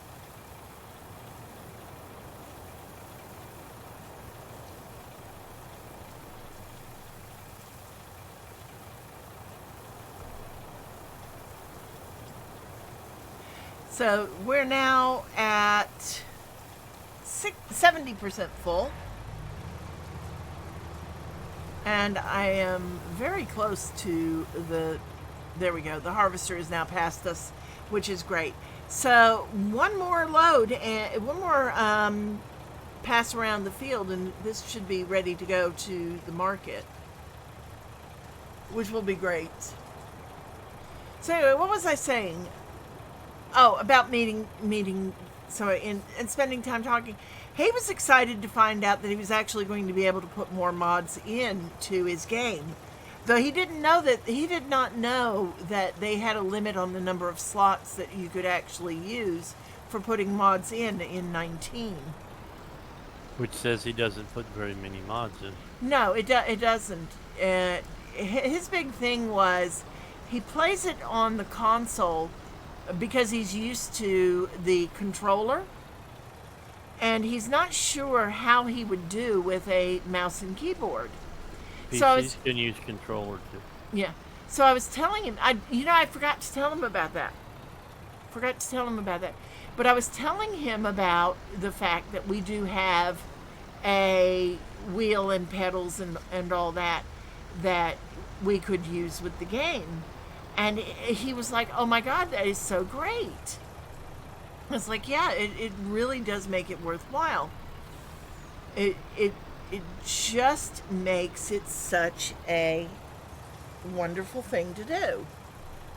Logitech has the industrial wheel pedal and side panel set, but I recommend to just get the regular racing wheel, either a G29 or G920 uh, is the Xbox PC one, and I forget. I think it's 932 or 923 for the PlayStation version, and a side panel.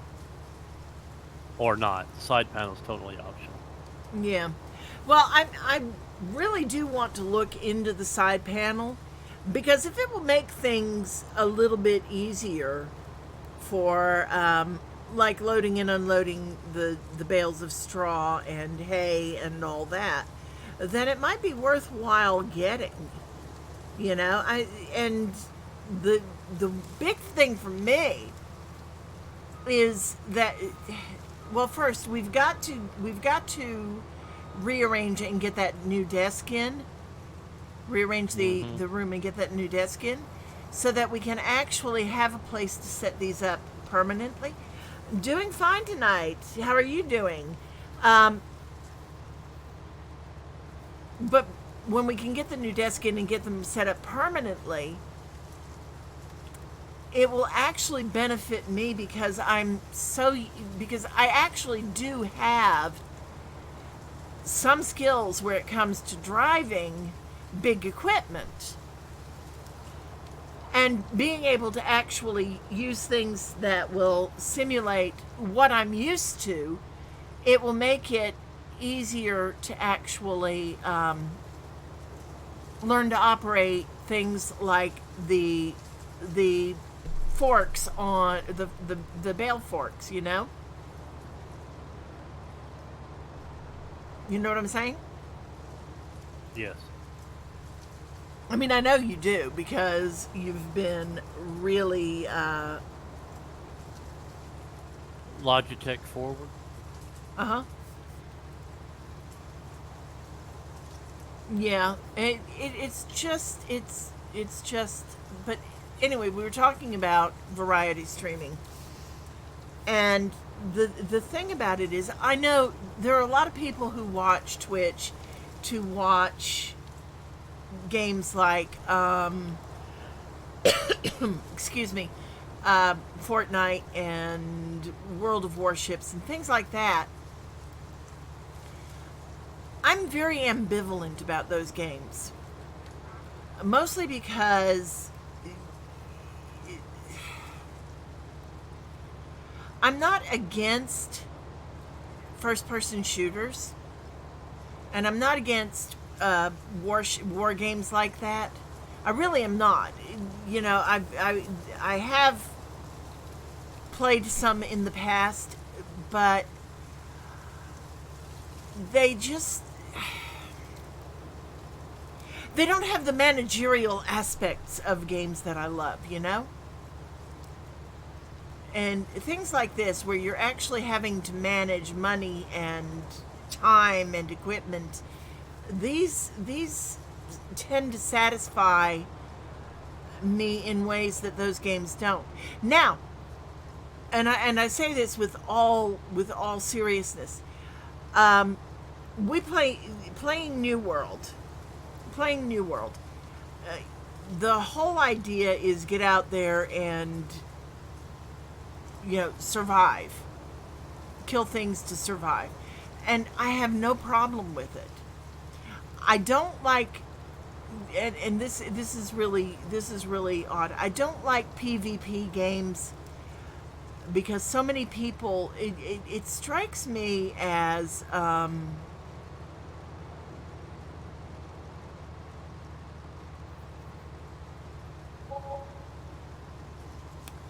and I'm trying to think of how to put this, okay?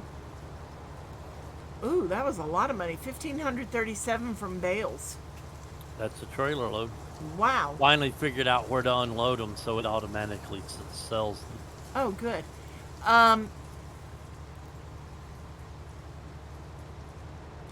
The problem I have with PvP games is it seems like some people only play them not to get themselves better, but to ruin other people's days.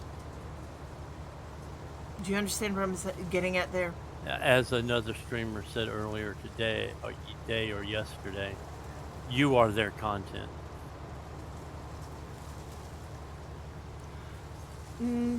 Yeah. And You being any player who they just happen to run across. and I am and it goes against my very nature because I'm very much a live and let live person. Now, if I'm out there and I have to kill a boar in order to get some food so that I can get my character to heal, by God, I'll kill the boar, no problem. But attacking somebody who's not bothering me just to ruin their day or steal all their stuff, no, that's not me. That's just not me, you know? Which is why I play it as player versus environment. Not a problem with that. There is going to come a time when I'm going to have to do PvP in that game, and I understand that because there's going to come a point where you can't advance without it, you know? And at that point, I will have no qualms about if somebody attacks me beating them up. Not at all. I don't. I'm not going out of my way to. I'm not going out of my way to kill somebody else. You know what I'm saying? I know exactly, because in that conversation, and it was last night, I said, as a CEO of a transportation company, because it was about Star Citizen, I have no qualms placing a standing bounty on any player who claims to be a pirate. Because that's what they say. I'm a pirate. I killed you. No, you're a psychopathic murderer, because if anybody actually puts up a fight, you run away and hide. Well, the thing about pirates, too, is their thing wasn't going out and killing people just to be killing people. Exactly. Their thing was, give us your stuff or we'll kill you. You give us your stuff, we'll probably let you live. Well, until 315, 314, that wasn't possible, and they were still calling themselves pirates. And like I said, they're not pirates when they do that. They're homicidal maniacs. And you know, and the thing I understand why people do it in video games. I understand why they actually do let these tendencies out in video games. And it's because it relieves stress and it's safe and it's not real. And these are people who would never consider actually hurting somebody in real life, you know? But by the same token, it does make me question a little bit about their, and I hate to say it makes me question their morals. Because really, most people that I know who play PvP and want to play hardcore PvP, they would never, ever consider this in real life. They're some of the nicest people. But they use it to let out stress, and that's fine. I have no problem with it. I don't need to let out stress that way. My stress gets relieved by doing constructive things, not destructive. It's a difference in mindset, I think. I relieve stress other ways, but this is a family-friendly show. Alcinor? I know. I'm a bad man. You're a bad man. Oh my gosh, you make me laugh. You really do. So anyway, it was getting a little heavy, so I thought we needed a comic yes, yeah. Change the subject, but no. This is part of the reason I love this game. Is it's so relaxing. You can sit and you can farm and you can talk and you can carry on actual conversations with people, and that is just wonderful to me. I absolutely love to talk. If you have not figured out that in all the time we've known each other, I would say something, but it would be very politically incorrect, so I will again take the Fifth Amendment and keep my mouth shut. What, woman? I didn't say that. You did. Speaking of that, You remember, because, and I know you do, because I've read you enough of the Wheel of Time books. You remember that the people there thought men gossiped more than women. So yeah, Again, Fifth Amendment. it's not a woman thing. It's a human thing. But yes, I do. Fifth Amendment. You are terrific. You are terrific. As I said, you make me laugh. Oh my gosh. I want Pico slippers. I know. Yeah, you were saying that, and you said you'd get me a picture of what they looked like. They won't be out until 11 o'clock in the morning. Well, you can show me at 11 o'clock in the morning then, can't you? Yeah, because I don't want to hunt for them in the video. Ah, okay. So we are, let's see, how many hours do we have left on this field? 3 hours and 12 minutes. Wow, this field is a big field. And you're still harvesting straw, aren't you? Yeah, I still got... It doesn't even look like I've done anything. I'm going to come over and take a look. Cab over into the red tractor. I did. I'm going to come over and take a look, and oh dear Lord, we still have a lot of straw to get rid of. But you know, that's the thing. It's now got us up to 50,000. So getting rid of it is not a bad idea. Yeah, we made about 6,000. Yeah, it says, I'm looking at it goes, fill type corn stalks. Fill type corn stalks. Fill type 4,000 liters. Owner unknown. It's like, no, we know exactly who owns it because we bloody well baled the stuff. You need to unload the harvester again. Actually, we probably made close to 7,000 since because the worker it is there is taking money out. Right. And into the truck. Here we go. Yeah, this, and God, I hate when I do that. This should be the last load into the trailer. And then, because it should put it, let's see, that's 70,000, or 70% divided by 3 is about 24%. Yeah, so that's going to put it at about 94%. There's not going to be any reason to wait for any more. And I'm just going to cut across the field since we don't have any crop damage on.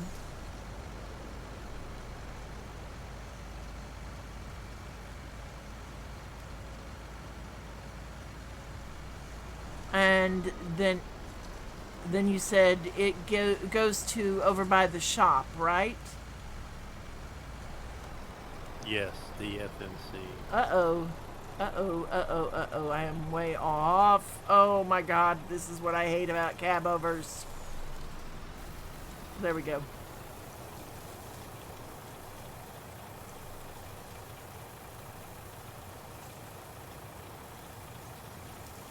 You want to go into the unload thing with the skeletal tower, not the wood shack next to the tall silence. Okay.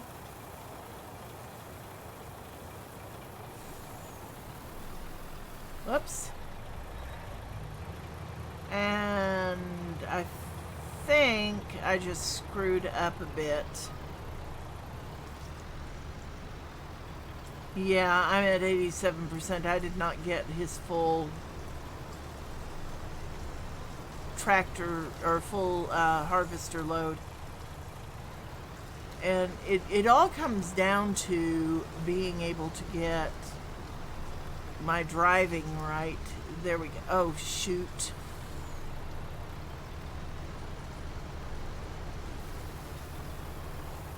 There we go.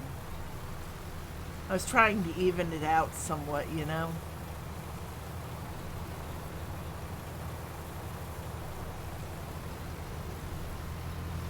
Ooh.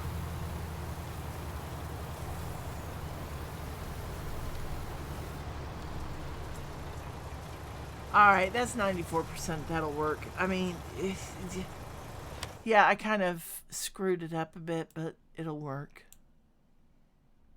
Okay, so FCA, right? Correct. All right, I'm just looking to see where down to the road, up and around. Okay.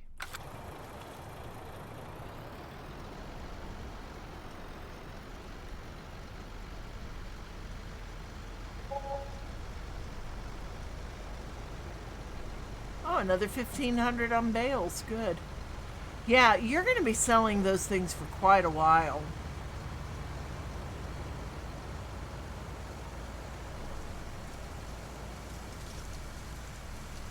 But that's what happens when you bale such big fields, you know? Yeah, that's why I said when you were talking about doing another contract, I either can do this or babysit another contract. I can't do both. Ah, that's okay. I can't drive.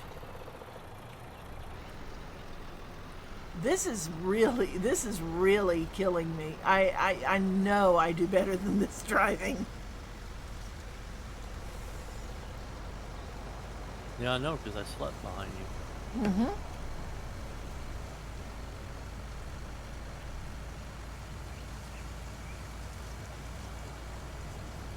For most of Captain Richard's life.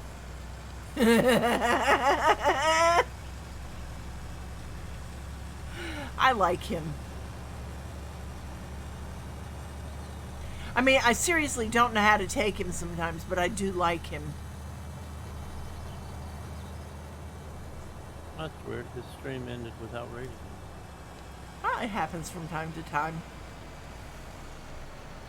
I have a feeling the exploit took a dump again. Ah.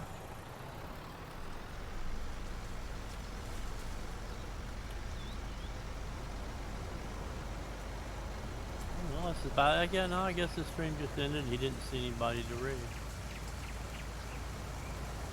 Or something. I don't know. He may have had something come up, you know? You never know. Yeah, but it was just on the TV with no sound, so I don't know. Mm-hmm. All right, so here we come. We're coming up to our turn.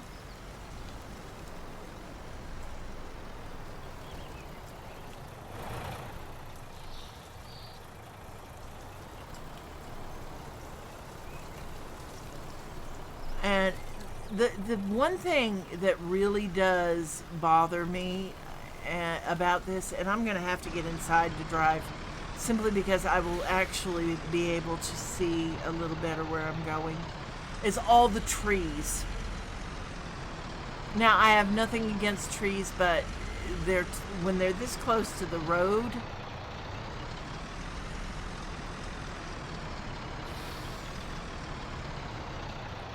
all right. Yep. So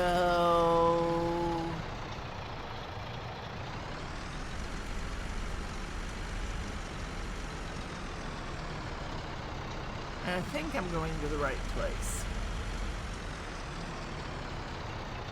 And you said the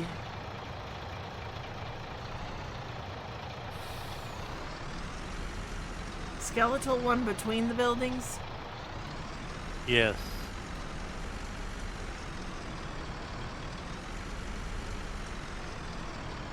I'm actually probably going in the wrong direction. I don't think it matters as long as well, yeah, now that with that, it shouldn't matter.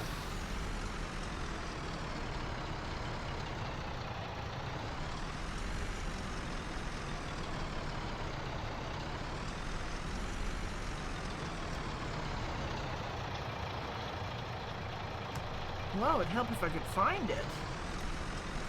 You want to pop over to passenger seat? I'll tap over.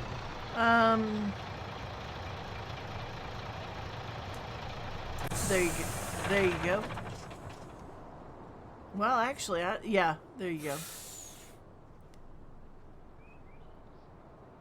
You're at the right spot, but on the wrong side. Ah, okay.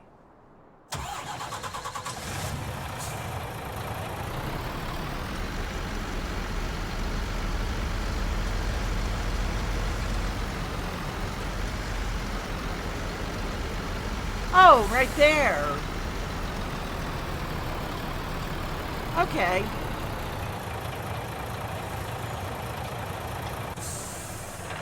Okay, so that makes sense. There you go. All right, thank you. And out of the truck we get.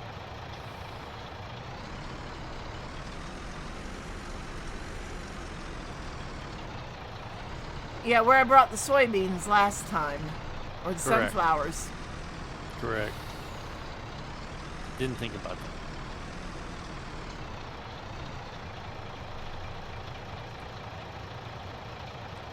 And let's see.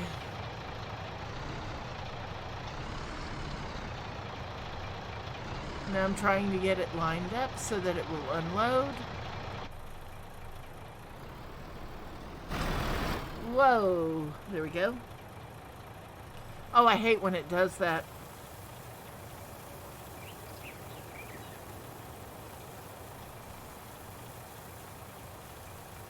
It kind of the picture just jumped in and then jumped back out. It was really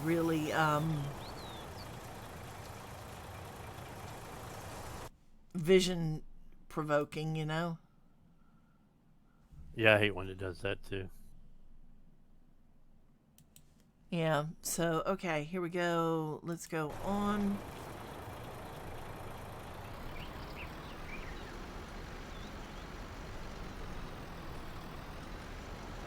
All right.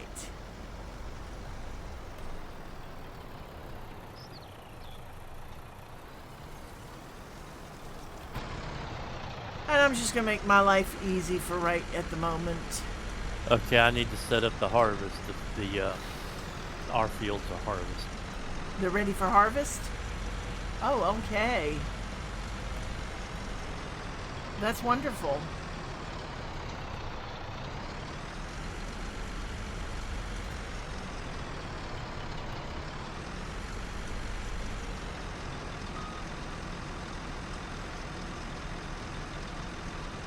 And I am, there we go.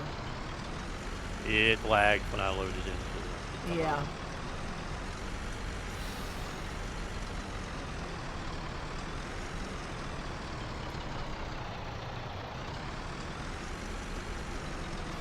Let's look. There's no traffic coming. There never is on this road, which is a good thing. But by the same token,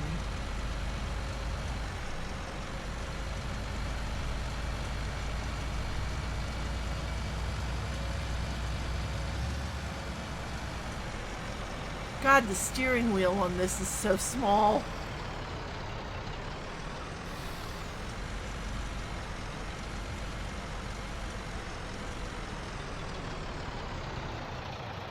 So you're saying you want me to lease one of those to do our field with, right? No.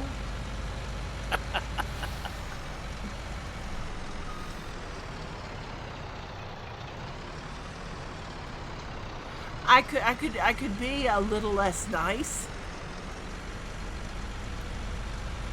but I am keeping this family friendly. Oh my gosh. Oh, thank you. I almost hit a fence because of that.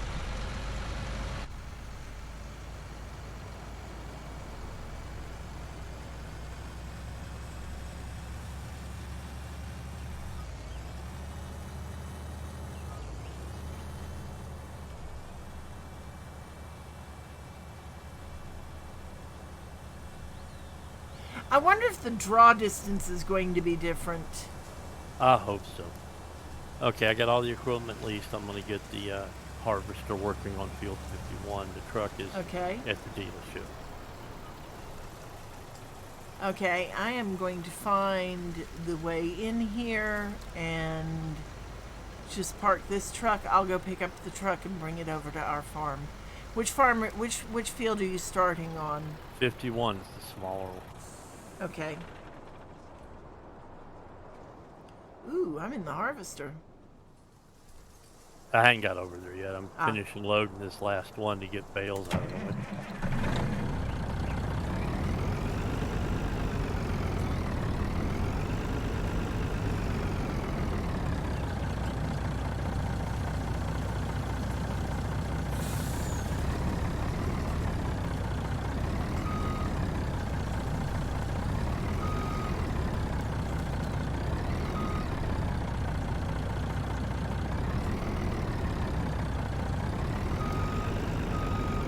Ooh, I like the way this one sounds.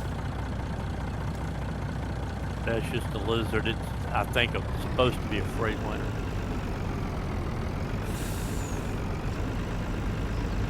I'm talking about the way the engine sounds. Oops, hit the fence. I was trying to avoid hitting the harvester and I hit the fence instead. I saw.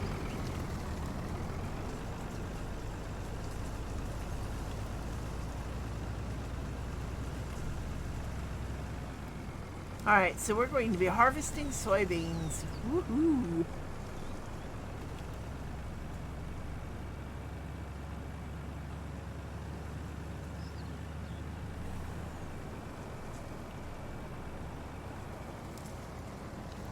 Why does 26 mile an hour in the blue tractor seem so slow?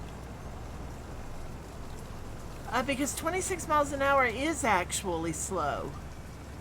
Yeah, but this combine's doing 26. It's like it's flying. Difference in where you're sitting. It's like why can I drive a hood and not a what? I'm in third person. Yeah, so am I. But why can I drive a hood normally and not a cab over? Aim point. Yeah. It's where it's difference in how things look from the inside.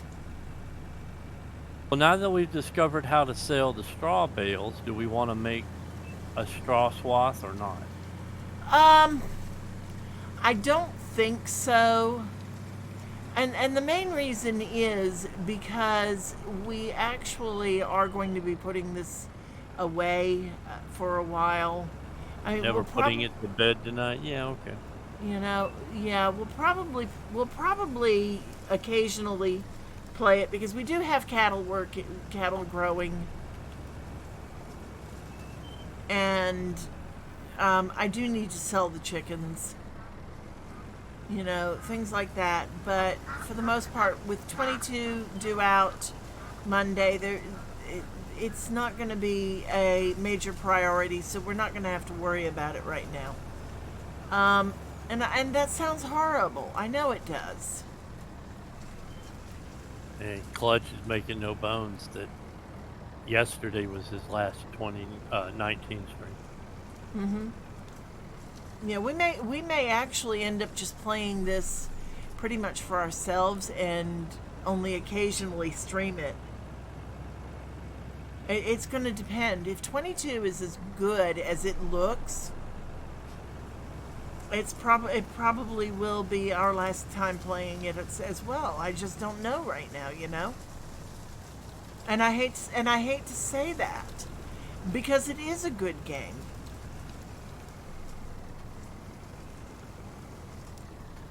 Other combines full. Ah, okay. I followed you all the way down to the farm.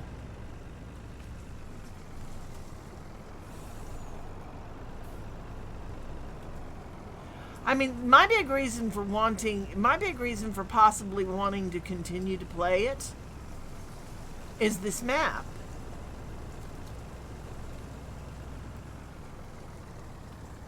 And then there is the Red River map that you've got that we haven't even touched on playing together, you know?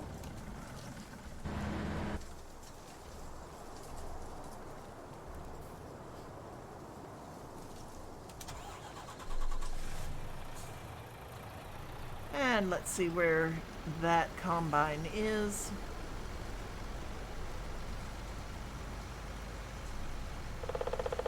I'll say this, and this is kind of a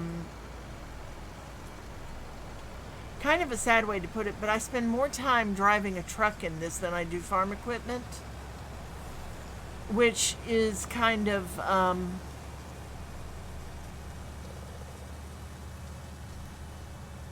it makes me kind of ambivalent about it to begin with. There's a lot of new equipment in 22 that is going to be worth learning to play with before we actually do use like their version of course play, you know?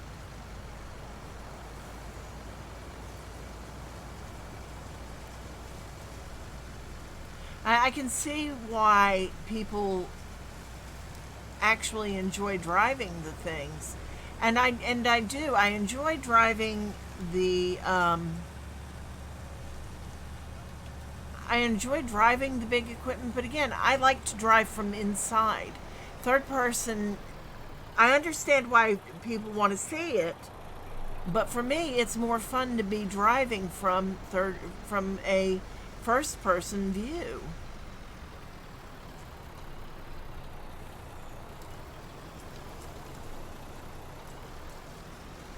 One, I drive much better than.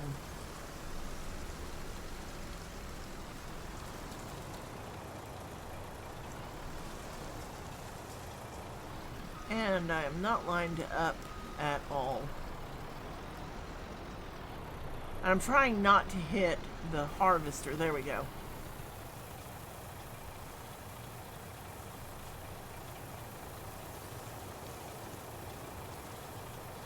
If I could somehow have a first-person view and a third-person view at the same time, I'd be an extremely happy player.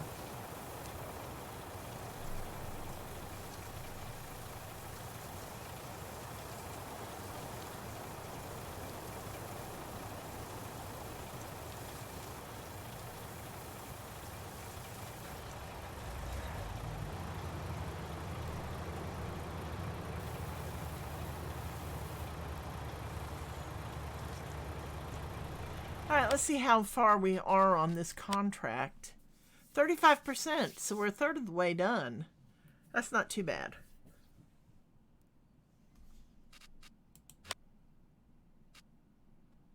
And 3 hours, 45 minutes from our next cow. Yay. How are we doing on our chickens? 2 hours to our next chicken. We've got 27. We started with 20, so that's not too bad.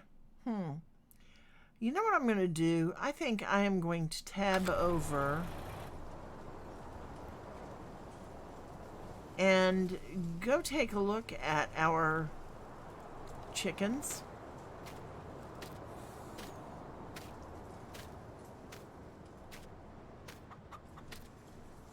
I want to see how much they're worth.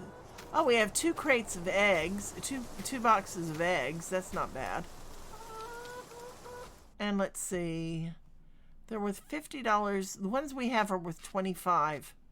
So they're not even going up in price, you know? They're not even going up in value. But we started with... Okay, combine started on 51, going back to the bales. Okay, so we started with 20 at $50. That's that's $1,000.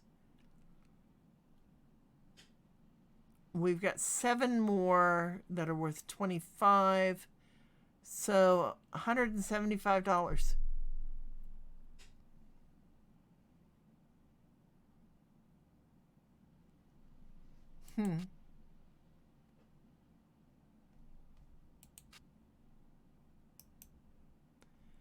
And it does not look like there's... Oh, there we go. And a $10 fee, so we make $15 off a chicken. I'm going to sell 7 of them. There. So we made $105 on chickens. Not great, but not too bad either. Oh, we could actually... They went to the Gadsden plant. Okay. All right, there we go.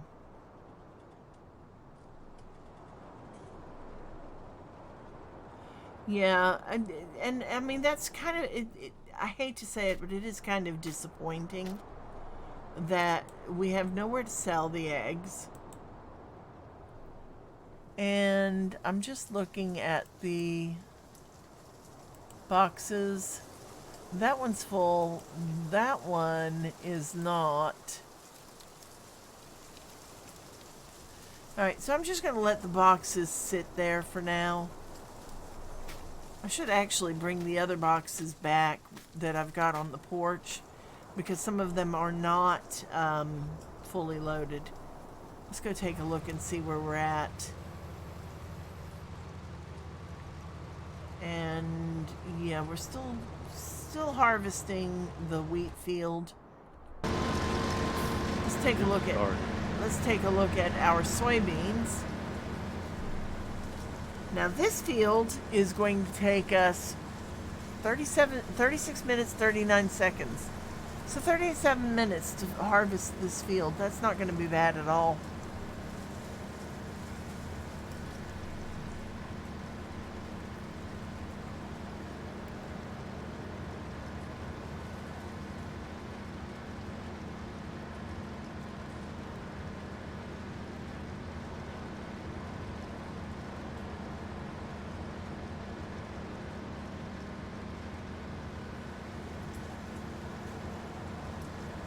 This isn't even the really big combine, is it?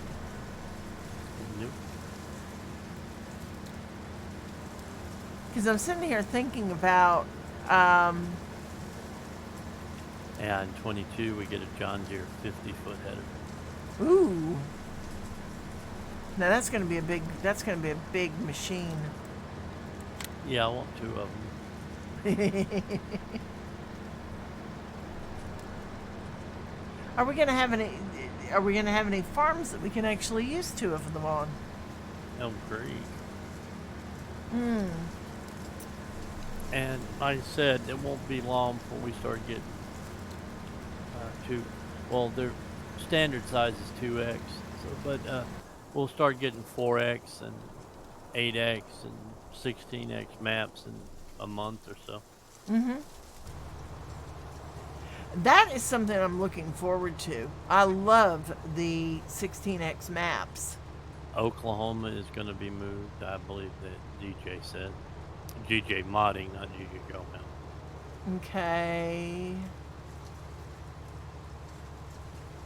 Now, see, that's another one. If they would make it where we could actually put different animals on the farm, on the map. They have all the animals on Oklahoma. They're just in, because farm number 1 has cows, Yeah, but we couldn't. pigs, We sheep, had picked. chickens, and horses. Yeah, but we had picked a farm that had no animals. We couldn't put any more animals down. No, because we needed like farm number 1. He had the maximum number of pens on the map Yeah. already. And see, I prefer. I hate to say it. I prefer being able. I would prefer them to just put in that you could put them in, and let us put them where we want them. Because there were a couple of farms on that map that would have been perfect sheep farms. And yet we couldn't do that because they had the maximum number of pens in, and it made it impossible to do things. Like, okay, we have the one mod that lets you breed horses. And we couldn't even put that in because they had the maximum number. And there's nothing. I'm not saying anything about bad about modders, because God knows they do a phenomenal job. But the limitations that we end up working with because of that is They got- frustrating. Giants Editor version 9 coming out a month or 2 from now, and learn how to make your own. Yeah, that's one of the things. That was one of the things we were watching earlier today, is the Farming Simulator Academy thing. Mm-hmm. I am definitely going to be watching those videos to see how to do a lot of this stuff. One of the things that I've been looking for: what's the difference between a cultivator and a harrower? And it looks like that's going to be explained. So It's how deep it goes in this. well, yeah, we know that because we actually looked up the difference.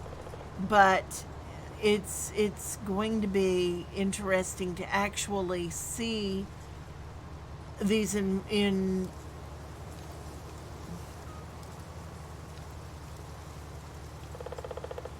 to see how you, excuse me, how you should actually use these, in what order, you know?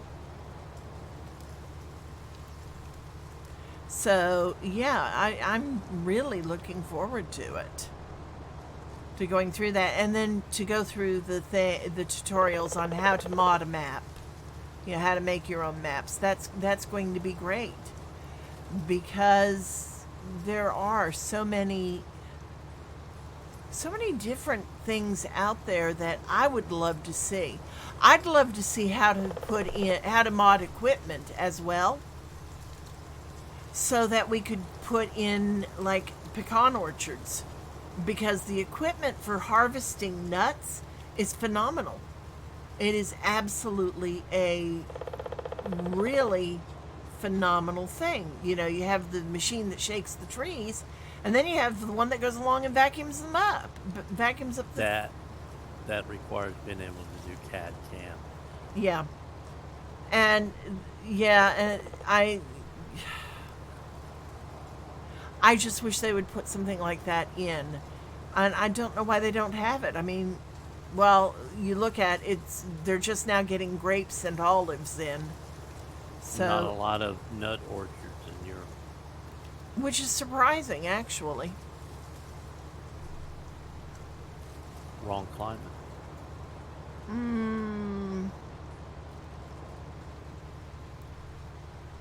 Mediterranean areas, maybe. But outside the Med, it's the wrong climate. If you notice, the nuts are grown in southern United States and California.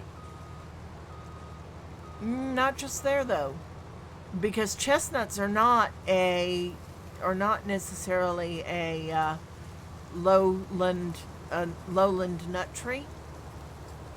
You know, the biggest reason they're grown in Not California. sure where the chestnut farms are. Yeah, but the biggest reason they're grown in California is because California stretches so far. Almonds are a southern nut, yes. Or they're more of a southern nut. But walnuts the place that I've seen more walnuts is actually in the north.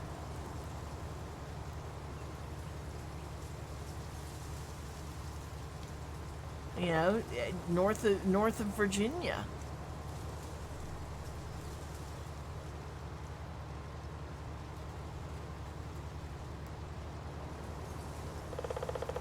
I'd have to look and see. I do know that pecans go from the south to the north.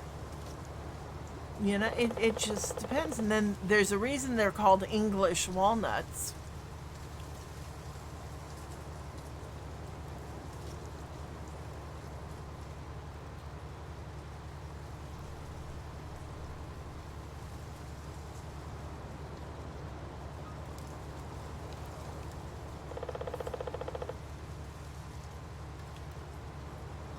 And actually, you know, that would be so nice to have right now.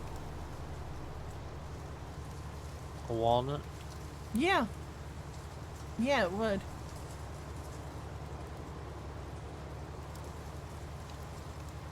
Now, the difference is in how they're used. The biggest difference is in how they're used. But actually, the equipment for harvesting them is just so neat. It would be phenomenal to have in the game. I would love, I will flat out say it, I would love to be able to have a series of like nut orchards, almonds and pecans and walnuts, things like that, filberts, hazelnuts. That it would be great, because there's such a unique kind of crop. I think the biggest reason is people don't think about them as crops. You know? They think because when you think about harvesting fruit trees, for example, fruit trees are not harvested with equipment like this because it would bruise the fruit. That they've actually got machines that will harvest grapes now is absolutely incredible. Be, you know, you've got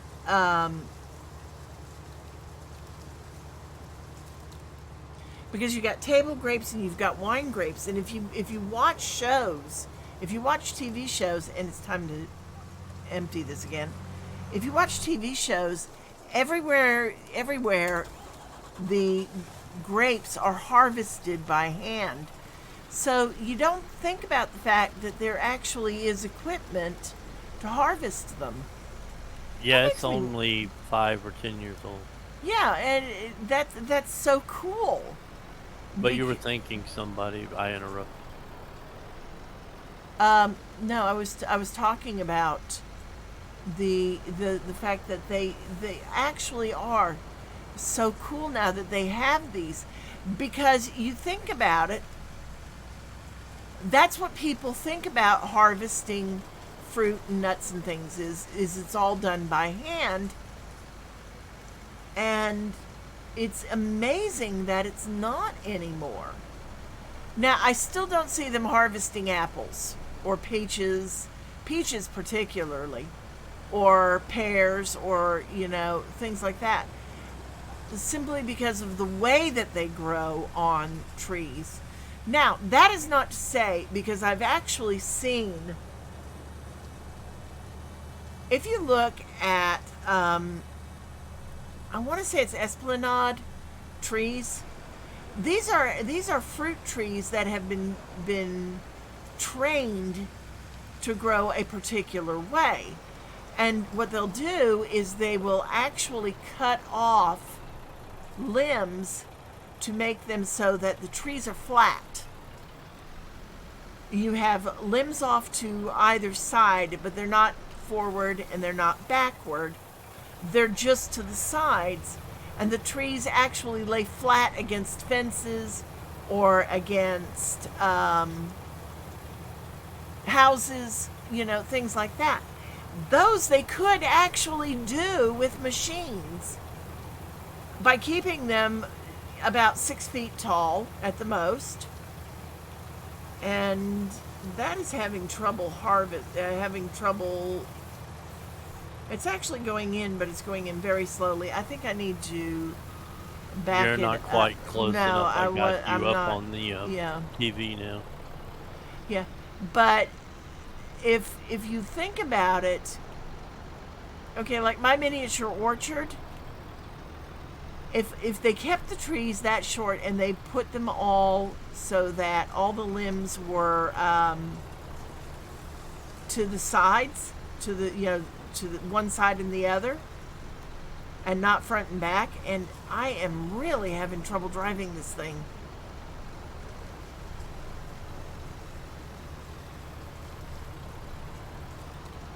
They could actually make a machine that would drive through and pick the apples, but they wouldn't get anywhere near what they get off of a full-sized apple tree. You know? And that's the biggest thing. Is you might, instead of on a full-size apple tree where you get 30 bushels of apples, you might get one. That it's not worth it. It's not worth it to have machines. It's actually cheaper, or more cost effective rather, to have multiple people out there actually picking them. So yeah, I mean it's fascinating. It's fascinating stuff.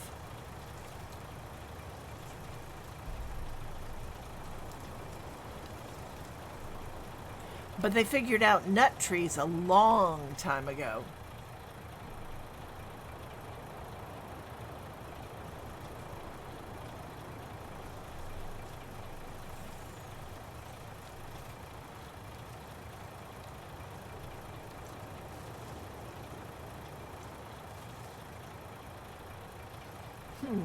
Okay, so that is going quite nicely. Let's see how we're doing over here with our soybeans. And the machine is 72% of the way full. Let's take a look at the inside of this machine. And this one does not have an air ride. Yeah, it does. It's got an air ride seat.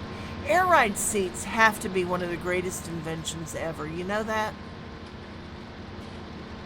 And again, As a former truck driver, I agree. yeah, seriously. And again, looking around, look at the controls on this thing. They're just awesome. Absolutely awesome.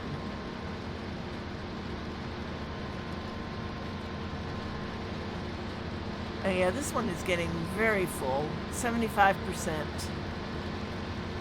I mean, it's not as nice as the harvester that we're following with the wheat.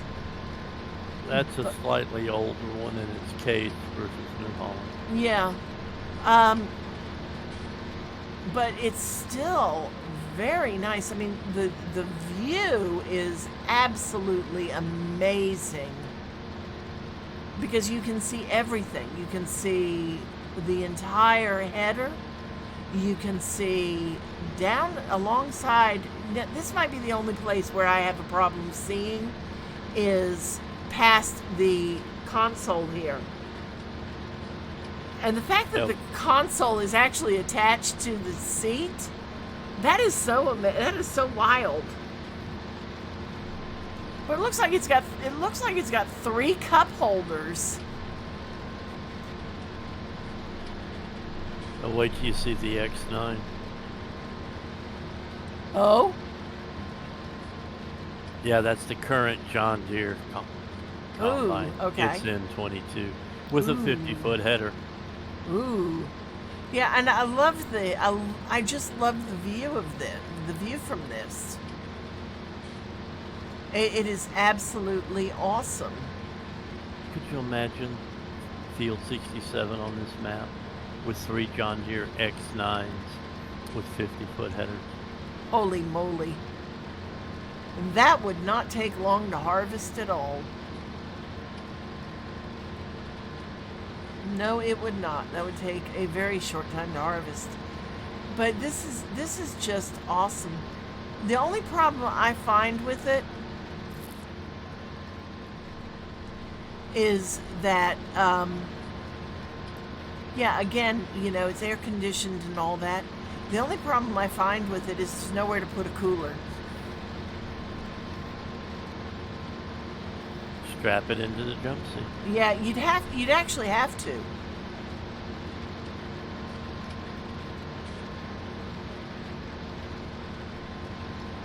Wow. I mean, it's just an awesome machine. All right, and it is 85% of the way full. So we need to go ahead and tab over to this particular truck and get it ready. And let's just go ahead and open the cover. I think I have the field almost in one pass with that combine. That is something. An X9 would probably do 51 and still have room to spare. Wow.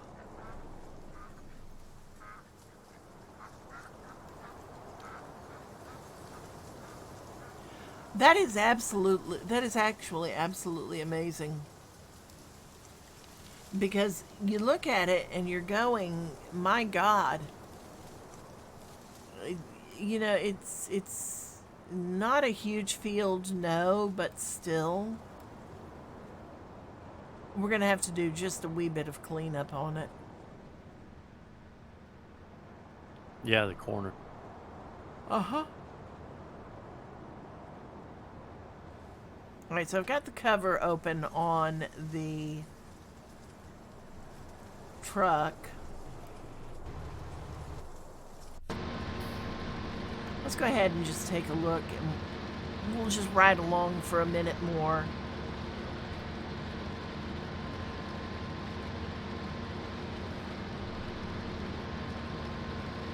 I really do find this stuff fascinating. Now, you know, I do have a friend who actually would be able to work on these things with no problem. You know, she works on her truck all the time, but even there, I wonder what Vicky would say about these things, you know?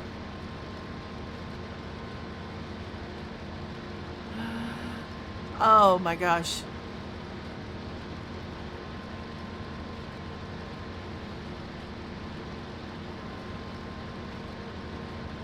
Absolutely phenomenal machines.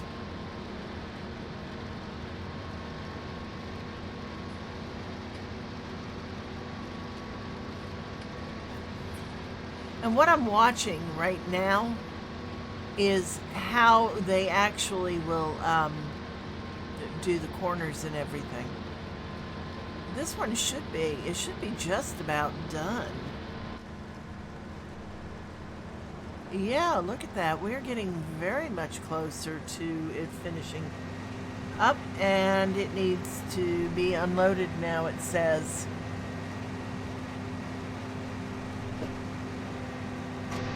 All right, so let's go get the truck.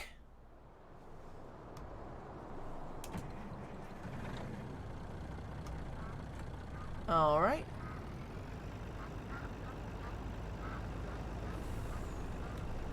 Almost one pass, babe. Oh, that's what I said, almost. Yeah. The X9 is one I said would have room to spare.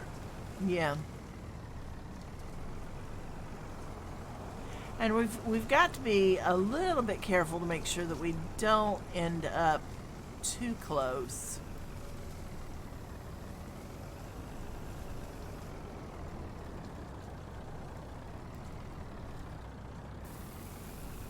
Which I did.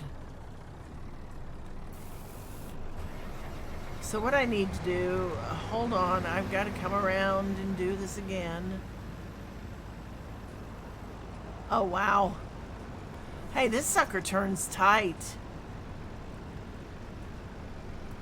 I just made a perfect donut.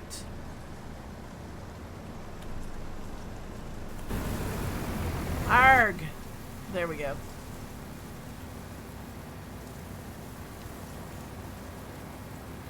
Did you see my donut? Yes, I did. That was wild. That sucker turns tight. Wow.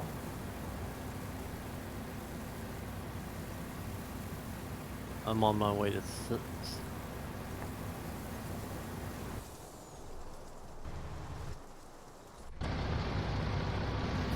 Alright, and let's take a look. Yeah, we should only have maybe one more pass. Maybe two. Maybe two. We'll see. That is two. You're on one, and then you got one to the inside.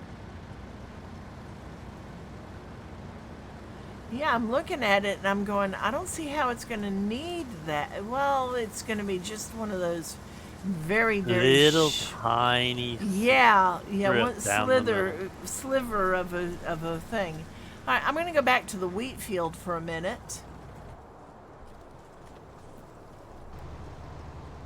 and see how we're doing over here. We are still 2.5 hours roughly from finishing this field. So if we look at our yeah, we're at 44%. So this is a big field, you know, and yeah, you were right. Taking just this one is not necessarily a bad thing. It's still 10:30 in the morning. That's going to put it at 12:30, 1 o'clock, roughly 1 o'clock before it's done in the day. So we still have time for another couple of fields before the end of the day. Remember, we still got 41 to go. For us, yes. Or not 41, 40. Yeah, for us. I'm just saying, you know, because we do have helpers, you know, quote helpers, we can actually line up more things once we get around that first pass on each field, we can let That'd them be the go. nice thing about 22, if I understand that. Tell the helper, unload the combine, take it to FCA, and come back, and it would just keep doing that until the field is Hmm. harvested. Yeah, and that will be great, especially if you can do multiple contracts, because then we could actually set up a harvesting company that's all they did Yep. is go around harvesting, and our whole thing would be managing it more than anything, which would actually let us take some smaller fields and drive them ourselves, so we could actually do more things. And that's the thing I love. That's the thing I love about it, is that there's so much to do. There's so much you can do with this. It's not like you have to be actually sitting there babysitting everything, which sounds horrible. It really does. I mean, I've watched some of these guys playing, and they're out there and they're speed racing through everything. And You would like Farm Sim Guy. He does it uh huh, because he's a farmer as a child, and his dad's a farmer the right way. uh huh. I So think his I dad's actually, retired now too. I think I actually started watching one of his series, and I never got back to it because of other things that were going on. But I think, is he the one who did the one where you start out with nothing but a piece of property and you have to actually cut trees Bulls. down? The one I'm watching. Bulls Gap, Uh huh. Tennessee map. Yeah. Yeah. He started with a shack, a barn, a log chipper, and a chainsaw, And a gator. and a gator. Yeah, because he was saying, and I remember because I kind of laughed at it. He was using the gator to haul the logs. And so he was cutting the logs into sizes that would fit in the gator. And he's picking up these logs, and I'm like, yeah, no, that's not how it works. Well, he had some that, you know, they're like 6 inches, and he could pick those up, and Hmm. then others that were 2, 3, 4 feet long, and he could pick those up. The game says this wood weighs this much. Yeah, and that's what I was laughing at, was that no, that's not actually how that much wood would actually weigh. And now I'm just trying to make sure, because you got both trucks the same color. Uh, No, actually, they're not the same color. are they not? No, that one, the cab over, is Tatra green, and the lizard hood is Fent. Uh huh. All right, so let's see if I can find. There it is. Oh, good grief! I hate when I do that. The E key is too close to the D key. Yes, yes, it is. But anyway, so he's sitting there, and he said, you can't use super strength, which makes sense. But he's picking up these logs, and I'm like, those logs wouldn't weigh that little. There's no way a 5 foot log weighs. 5 inches in diameter. No, I'm talking they were 5 to 8 feet long. Yeah, they were 5 to 8 feet long, 5 inches in diameter. Um, no, they weren't. They were bigger logs, and he was able to pick them up. And I was like, no, that's not logical. Game physics, you're Yeah, stuck with it. I know, but it was still funny. And he puts these into this little gator, and they fit, and I'm like, the heck, you know? All right, so we are now 71% full. One more pass, and we should be ready to go back to the sell point. So, yeah. But it just, but it was really a good game because, except for the fact that the game physics were off, everything was so much more realistic, you know, and that's, I like DJ Goham, I really do. I like listening to his videos. The man has not an awful lot of energy. He's too happy too early. I disagree with that. I disagree with that. He has an awful lot of energy, a huge amount of energy, and he puts it forth in his videos. He really does, which makes them very entertaining to watch. Last time I had that kind of energy, I was 6. Ah! Oh my God. The last time I had that kind of energy, it wasn't that long ago. But anyway, no, but seriously, I do like watching his videos. But I don't know if it's him or if it's Clutch who has that huge truck, and they were using a semi truck to haul these things and use them. That was Clutch. Okay. I'm sitting there the whole time going, no, that's not how this works. That's not how any of this works. Yeah, to be fair, in that video, he was doing a speed run, trying to buy as much property as possible, as fast as possible, so that he owned the whole map in as short a period of time as possible. Yeah, and that's all well and good, but it happened to be one of the ones I saw, and it kind of how to put it? It detracts from the game for me, you know, and I tend to like things to be a little more relaxed. That kind of a challenge, it doesn't appeal to me. Now, what we plan on doing, the year in, who has the most money at the end of a year in the game, there are going to be rules that prohibit that type of play. I don't play that way. I know you don't. I'm just saying, so that Says the neither guy that picked up the front end loader by hand. Yeah, seriously. No, but we're going to have to set a series of rules so that the game stays really realistic, fairly realistic. And we're going to have to stick to them. And I'm going to skip over to the other harvester to see where it is. Oh, look, it's almost done. Wow. Yeah, it's running down here with nothing down on the ground. If it's got the thing lifted, he's resetting. No, he's on the very last pass.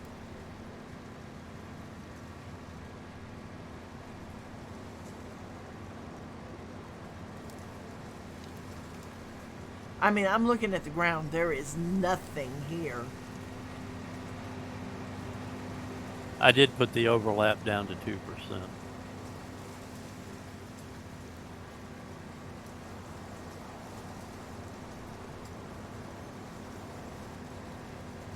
Yeah, there's this one little patch right down here, and it looks like he's going to miss that.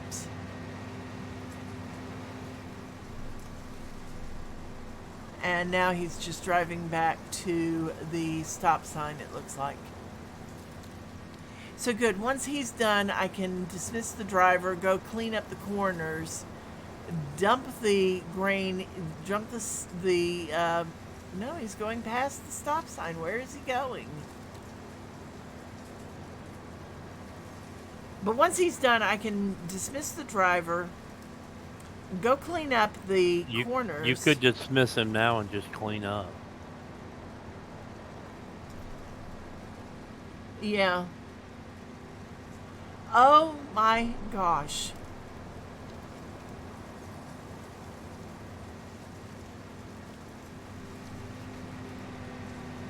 That whole last thing was just one big loop for no reason. All right.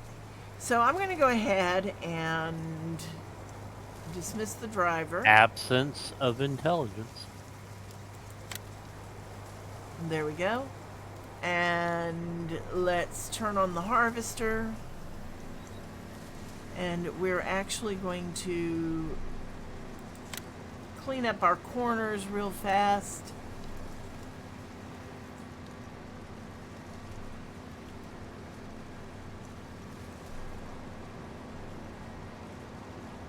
And the only reason we're cleaning up the corners is because it's our field.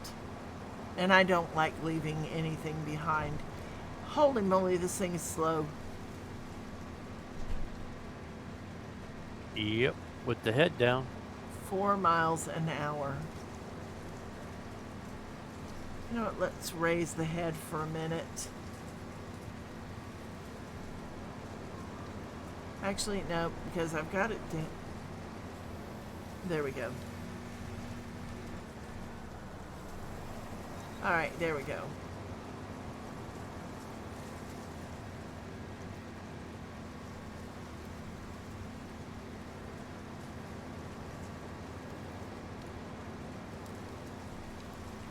A thing about it is the chaff actually makes good fertilizer for the rest of our field.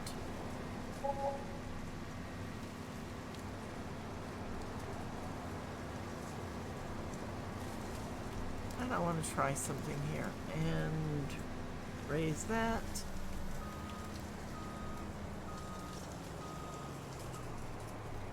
You missed the very corner. That's what I'm going to fix. Turning it the wrong way is the problem. Oh, Rear shoot. steer. That does tend to be a problem, doesn't it?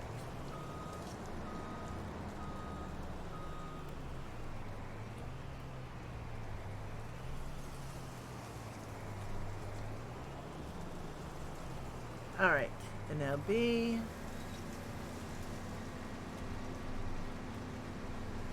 And I'm trying to get it as close to that as possible.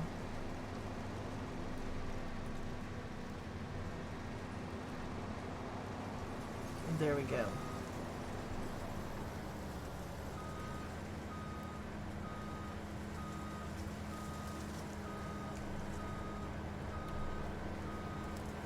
It's counterintuitive.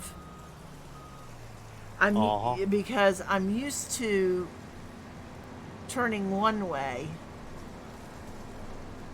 and to turn it, I actually have to turn it the other.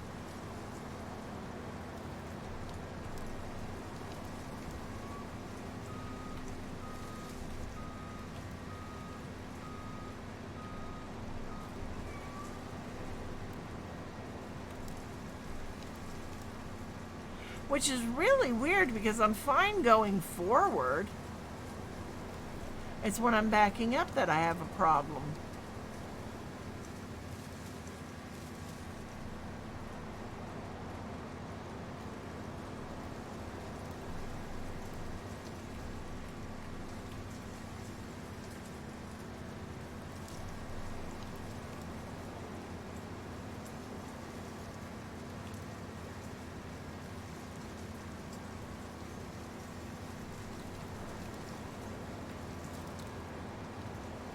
All right, and here we go.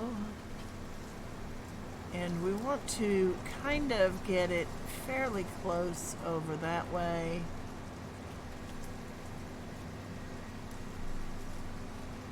And now turn.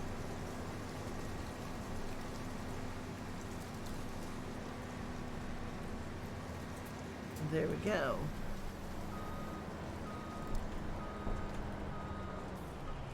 So that's got this side of the field done, these corners.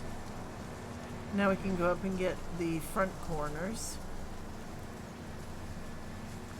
And then we'll be able to actually, did we decide where we were taking our soybeans?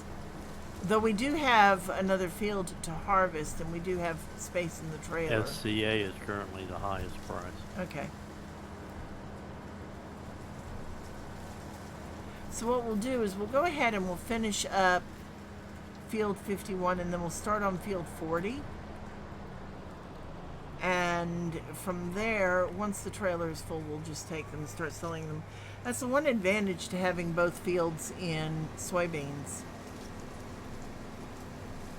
That was why we planted it in soybeans. I know. Because it was the highest paid crop short of dried corn.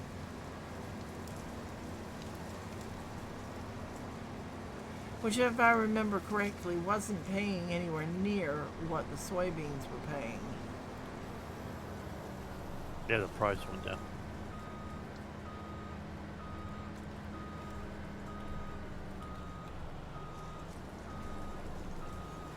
Now, why is it I can't back it up, but I can go? I can't back it up turning, but I can go forward and turn.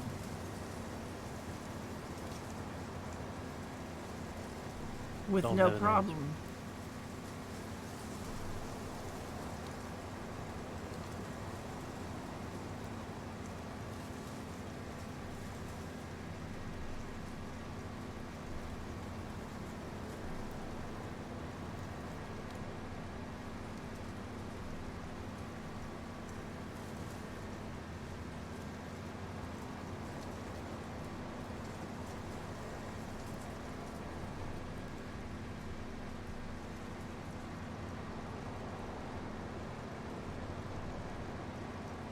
Alright. So this about has it done. I'm not really worried about this last few on the very, very corner here. I mean, I'll try to get them, but if I can't, I'm not going to worry about it.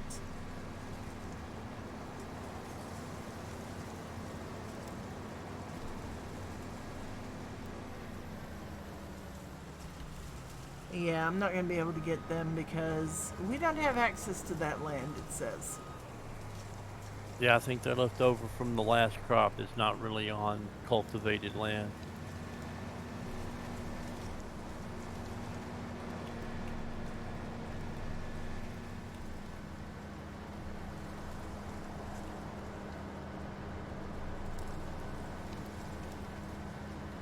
All right.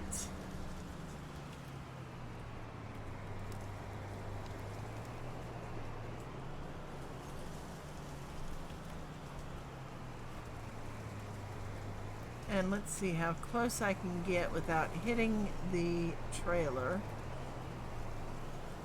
I would put the pipe out and just line the pipe up as I drove up.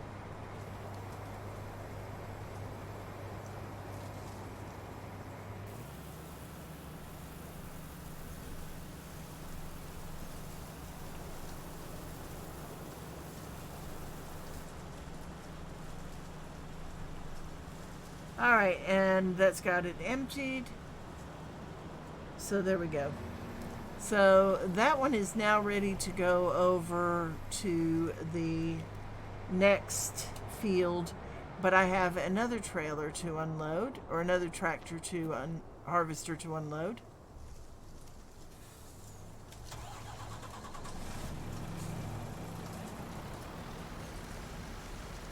And we are at 71% full on this load. Ooh.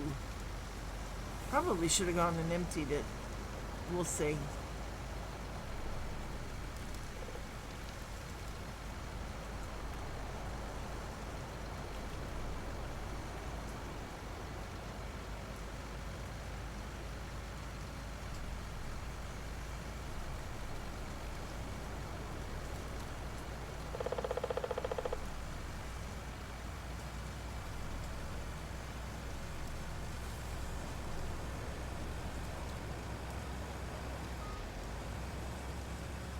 And I'm just going to cut through till I find the harvester here. And it is an advantage to having the crop destruction turned off.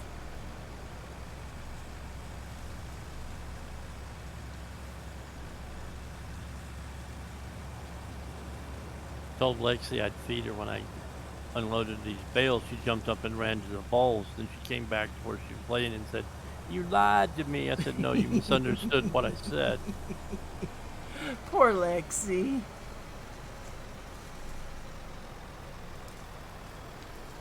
Don't lie to the kitty cats. I didn't lie. I said I would feed her when I unloaded these bales. And she jumped up, thought I said, "Go eat." Well, to give her credit, the poor girl is a tiny thing, you know. She needs all her food that she can get.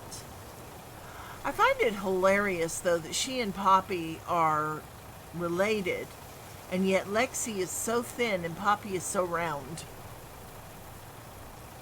Poppy eats all the food. Poppy doesn't eat all the food.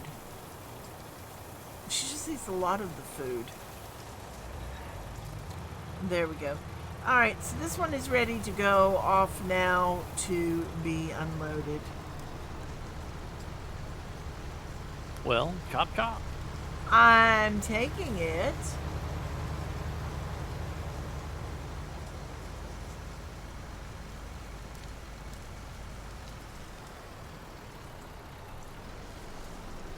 Oh, I hit a fence. I wish I could have figured this out about the bales the other day, so we'd have had this all done. That would have been great.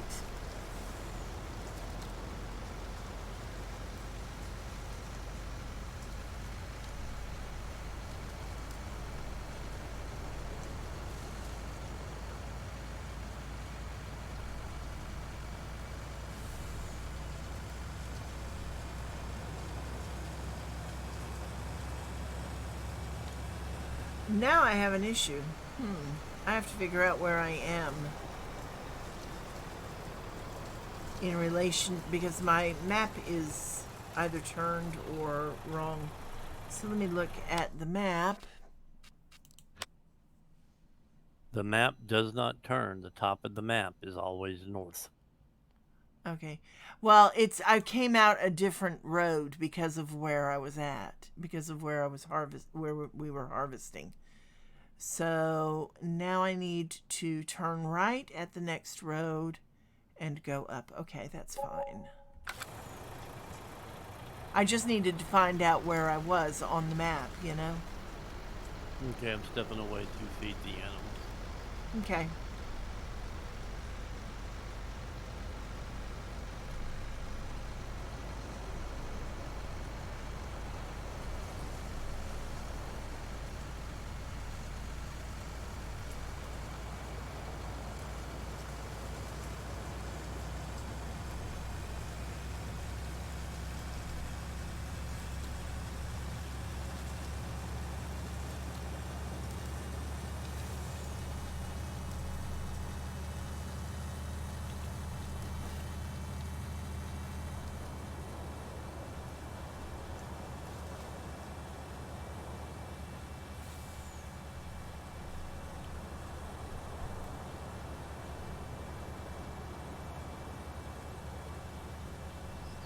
Oh my goodness.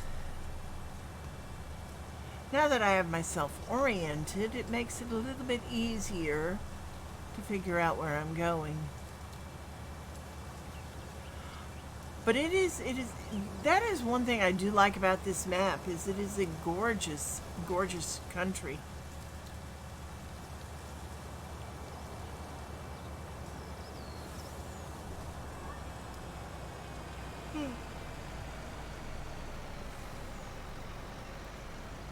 And here we go.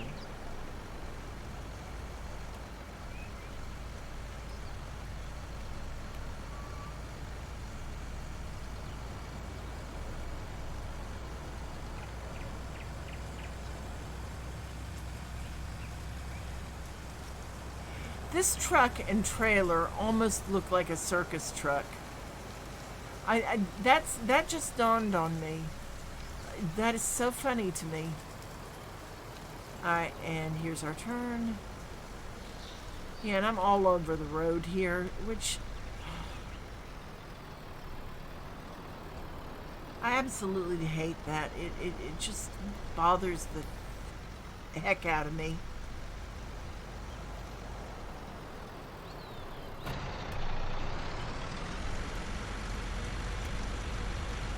And because we are delivering, I am going to get inside for a minute so that I know where I'm going. It just makes it easier for me to line up on everything.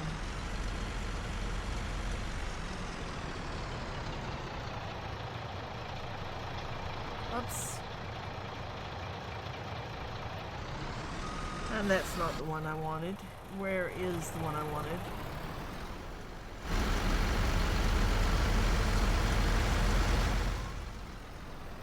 This sucker turns very tightly.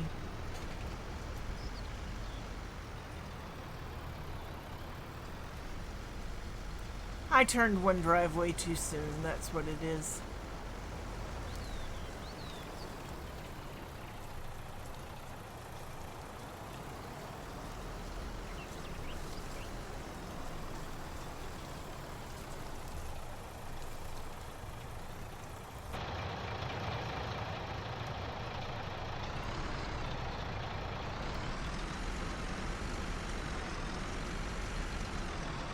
Alright, we need to back up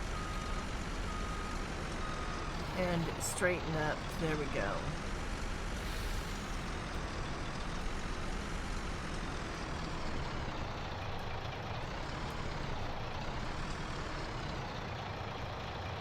Alright, now let's see. And there we go.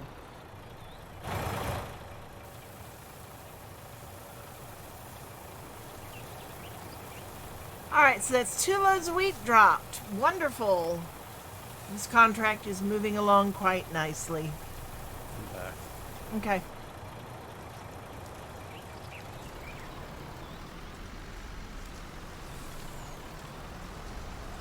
And I'm going to have to back out a wee bit.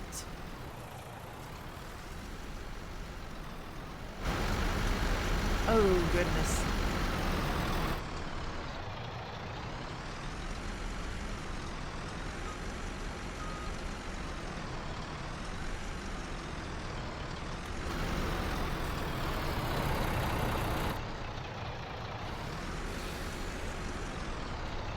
Oh, this is great. There we go. Finally got it. Finally got it out. Maybe.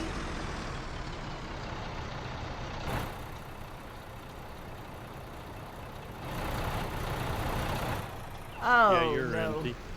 No, that's not what Oh, I'm... you're hung up. Oh, yeah.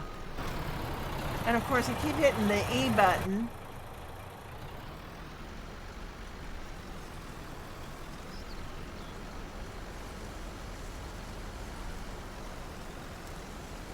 Why do I feel like I've been here before?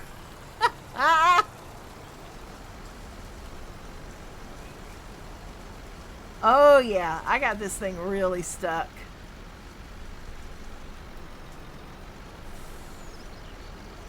Oh, when I get back to the farm, you want me to tab over and fix it?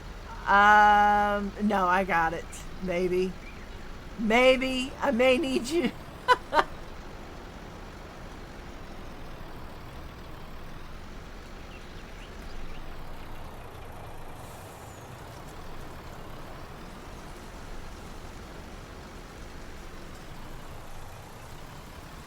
Nope, I got it. Yes. Yes, I am good. Yes. Woohoo! Yeah, that's actually kind of exciting. Second best driver in Farmington. Do what? I said the second best driver in Farmington. Well, Clutch is the best driver in Farmington.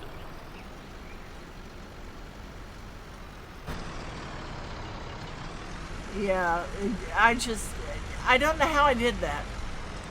Actually, I do know how I did that, but, you know, 10 points to Gryffindor.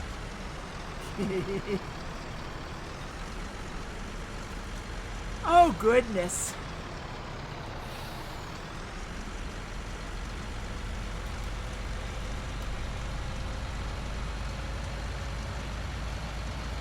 All right, we need to get our other field set up. I will do that when I get back to the farm.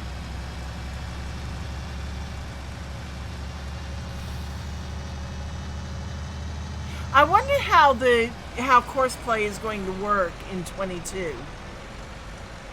How they are going to actually have it set up to work. I mean, like in this, you have to set up and click on the field and all that.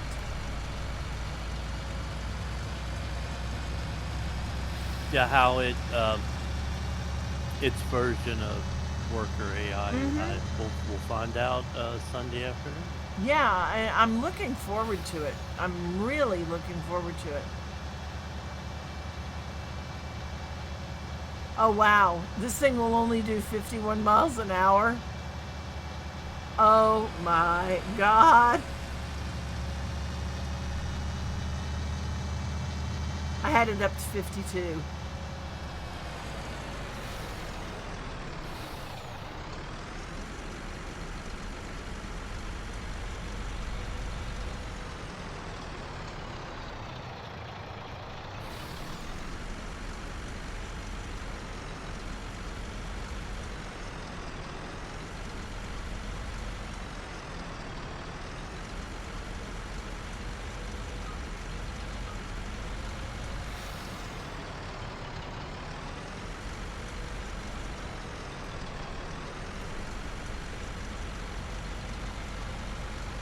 Alright, so that's a good place to park this truck for right now.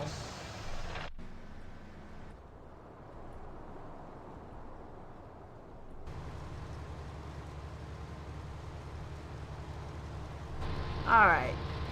So yeah, we're doing rather nicely, to be quite honest. 2 hours and 4 minutes to go on this field. You know,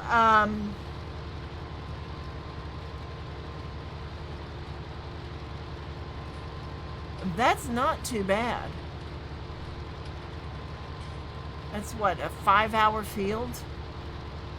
6 hours, no. Let's see, 2 hours and 4 minutes, I said. 2 hours and 3 minutes, and we've been, so, yeah, it's about a 5-hour field for this particular field. That's not too bad.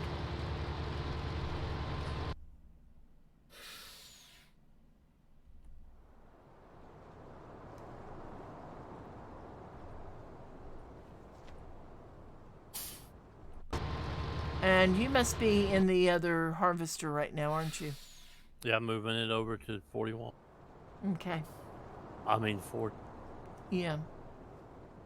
And the reason I said that is because I tabbed over and I got the truck.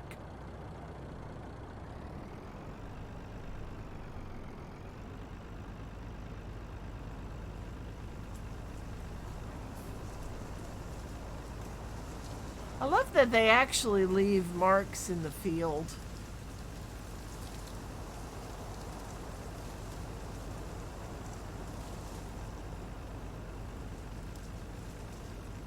And I'm just sitting here drawing circles at the moment.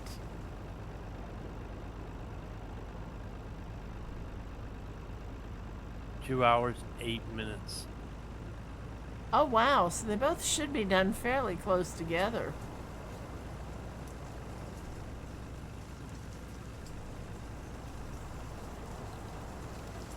I am... This is so funny. I'm sitting here just drawing in the dirt.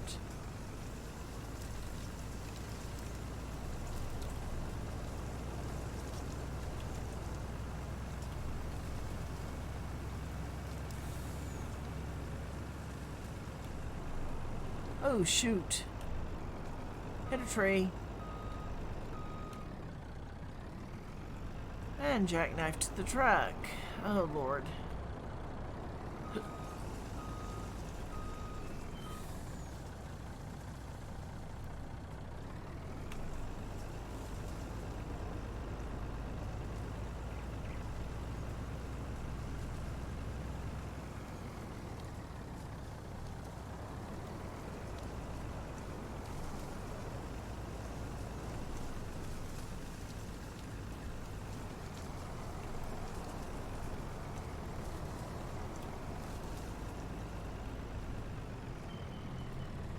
Oops, and I'm just trying to get out of the way of where the harvester will be.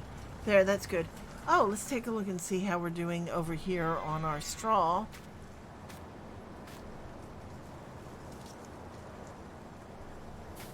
And we have a tool that needs to be unloaded too.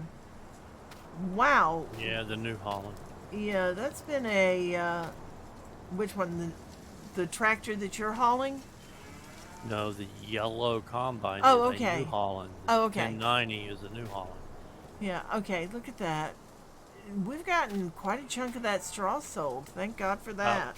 2/3 of it.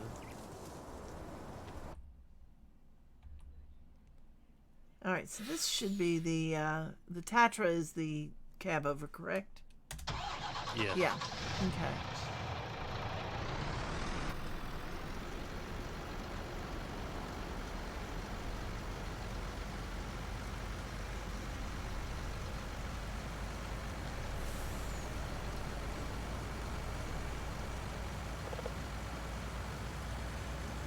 Hey, we still have cash. That's a good thing.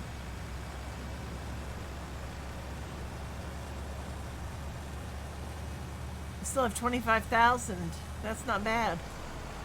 I mean, it'll probably be down to around 20 when we're done. The straw has paid for the lease of the equipment to get the stuff out of the field. Yeah.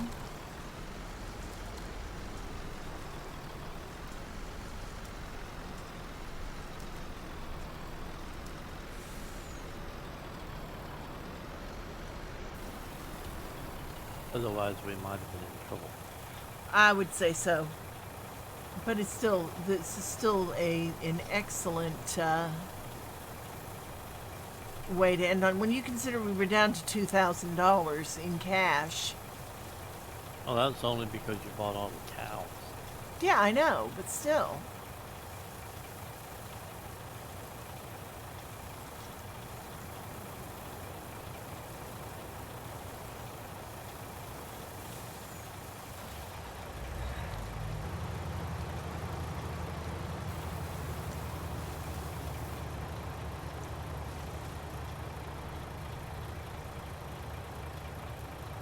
All right, so this is not being a bad day. Not at all.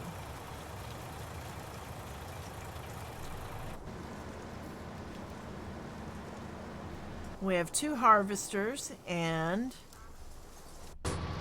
2 trucks we can follow. And I'm just going to look at the New Holland CR1090 right now.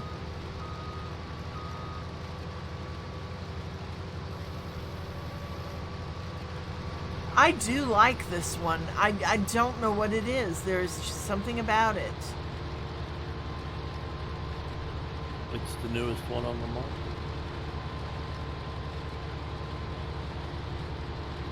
I love the interior of it. I really do.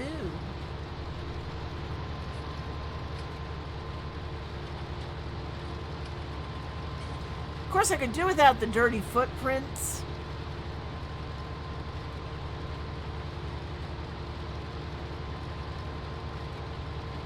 Black vinyl floor. Yeah.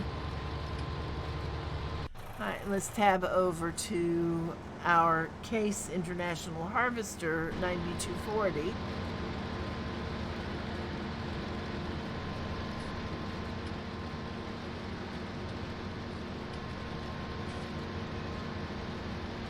It is 25% of the way full of its load of soybeans. And this is really kind of cool.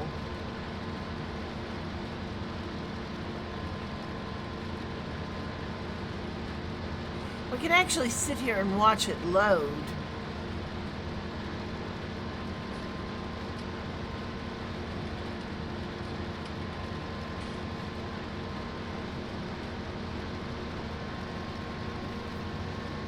Though the bin doesn't seem to be filling quite the way it should, you know what I mean?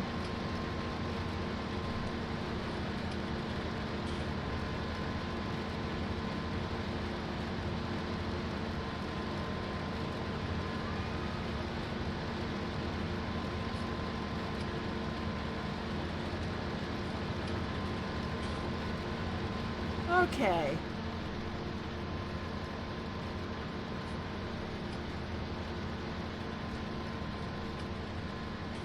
Just sorry. I don't know. It seems to be normal to me. Oh, no, what I'm saying is, okay, normally, and I say this with all thing, it's filling normally, right? But you can see the line where the textures actually change over from. It's kind of like a box more than anything. Uh, that's just a. That's because it's Well, drawing a big picture. It's not drawing the individual soybeans. draw the individual soybeans and it'd be like, where'd all the frames go? Yeah.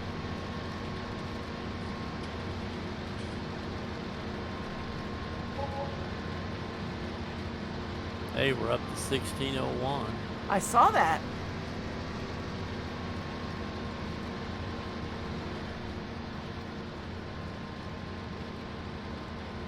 That's because corn straw is up to 22 a bale. Oh, per Cool. 1,000 liters. So the single bale price has gone up. Those bales are 4,000 liters each. Yeah, so it's 22 times 4 per bale, $88 a bale. Not bad. times 18. That's not bad at all.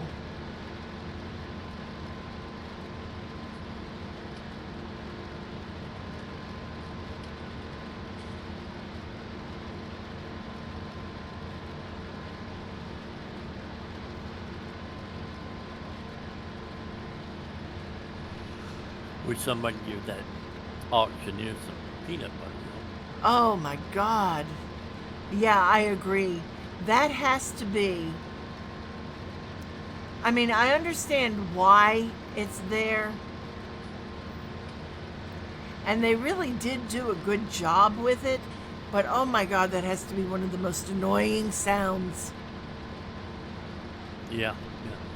But you were talking about the version 2 was due out, but he turned it over to somebody to do something because on version 2, all the ditches are supposed to fill up where you've got to use construction equipment to clean them out.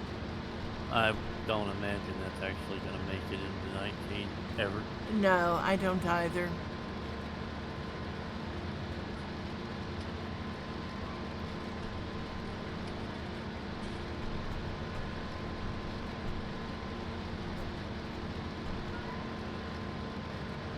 I'll It be would. there to let Poppy out. It would have been nice had it happened. But yeah, the little tiny tiger that lives in our house wants out of the room.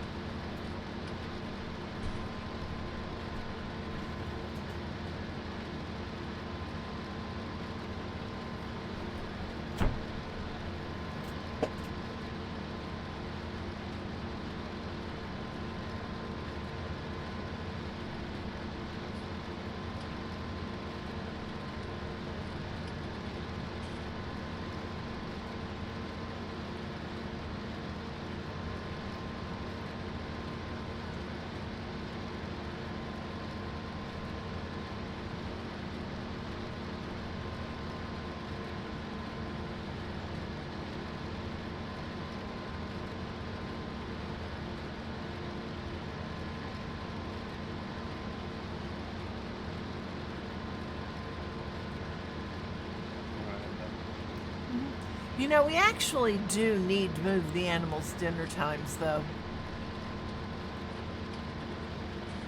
You mean when I remember to feed them is not a good enough time? Well, I'm looking at the dog. He is. You opened the door and he just laid there. He's sound asleep, right? And I don't know if he had his dinner tonight because their dinner time falls half an hour after the stream starts. He has not had it. So we really need to move their dinner time about an hour early, so that they are fed before the 8 o'clock stream happens. That would make Mommy happy. Of course, she says feed me every 5 minutes. She does not. More like every 10. No, seriously though. She is a beautiful cat.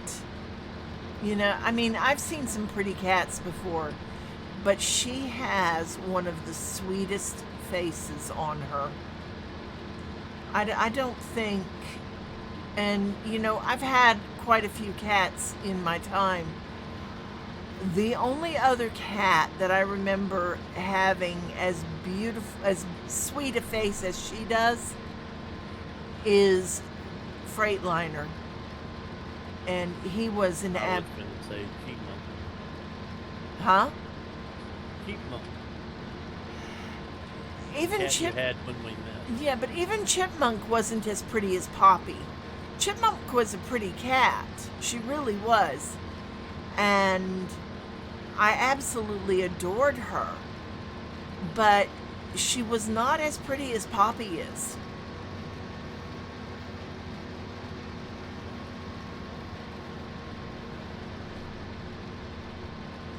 The only other cat that we have ever had that was as pretty as Poppy is Freightliner. And he was just gorgeous. You know, for a cat that was not any particular breed other than American Shorthaired, he was a beautiful, beautiful boy.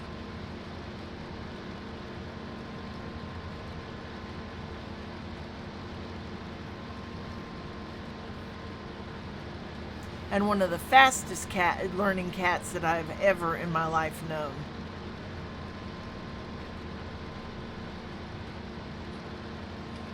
All right, so I'm sitting here. This is still the tractor on our property. It's got a long way to go. It's at 60% full here. Let's go check the other harvester, which is at 67% full. And I want to look at the field and see. Now, that's interesting. There are no lines up for course play.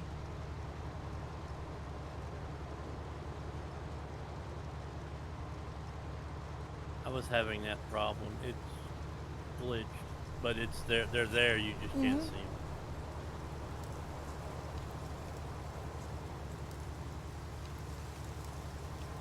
Yeah, I'm looking at the field though. We should be. Let's see, fruit types, growth. There we go.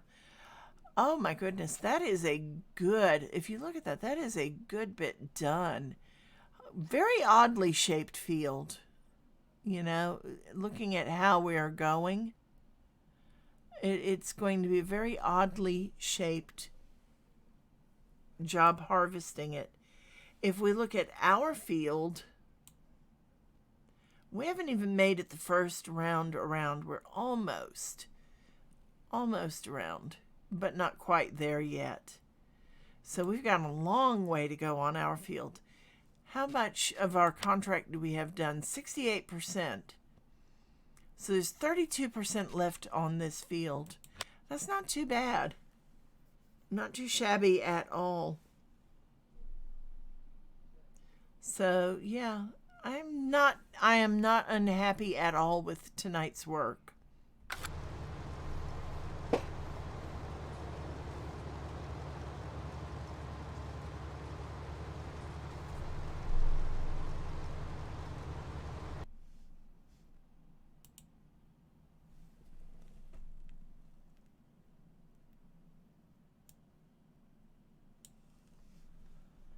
All right, so and let's go back and take a look now that we've got those going. What's going on here? Why is the case stopped? Oh, it's hung up on a tree. Good thing we were paying attention. So let's go ahead and stop our driver for a moment. Yeah, it's that one tree in that I line know. that's out of place. That is so frustrating. And we're just going Only way to to back fix it is to up, buy it and cut it down. back up, turn just a wee bit.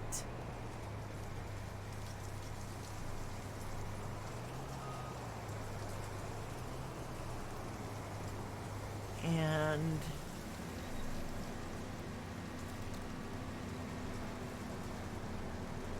I'm just trying to turn around this one tree. We might have to actually go down this particular row. That should do it. Let's go ahead and You sure it's on next waypoint? nearest waypoint. Yeah. There, and let's see, that should have fixed it. We're going to lose a wee bit of our soybeans. Yeah, not even a quarter of Yeah, it's not enough to worry about.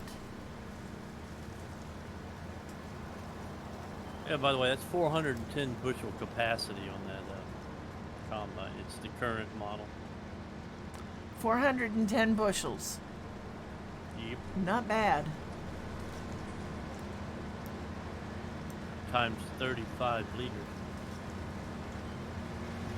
And I'm hung up on another tree.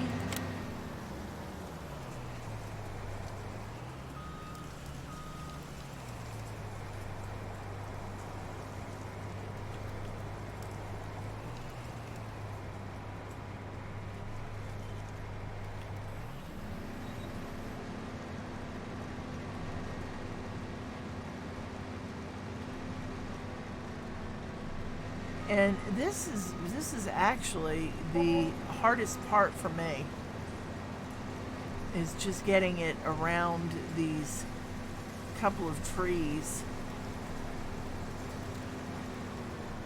All right, and I'm going to there and close that so I can see what I'm doing.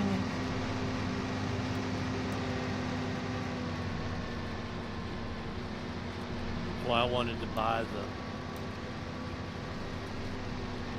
non-farm property, cut all those trees down. Yeah, what's frustrating me though is I am having trouble. I can't get it to turn to the left to see out the left. That's weird. Close the course play thing, not erase it. Okay. And so you can get, or right click. There we go. That's better. Now I can go finish up this one particular. Yeah, course play window locks the camera. Okay. And as I said, we're going to lose what's on the left there a wee bit, but I'm not as concerned about it if I can get past those trees. All right, now I can put course play back on.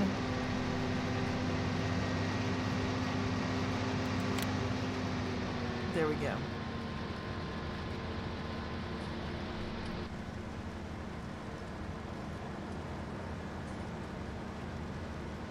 Though I didn't do too bad a job getting it around those trees, you know? Alright, you did so I good need job. to go get the other one unloaded. Or loaded. Unloaded. Dot dot.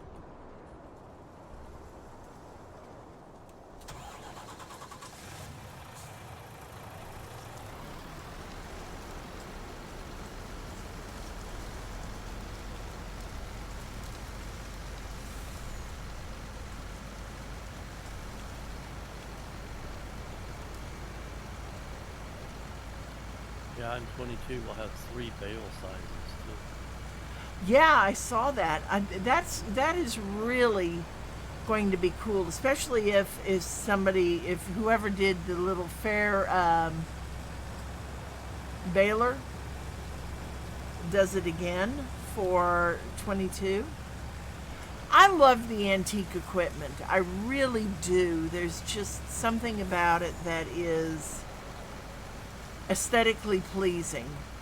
I like the Heston baler, which is bigger bales with the yeeter. Mm-hmm. And I'm just trying to find where the harvester is. And yes, I'm driving through the wheat field. I just couldn't find a trailer to tow behind the Heston baler that had a low front and a high back. Uh-huh.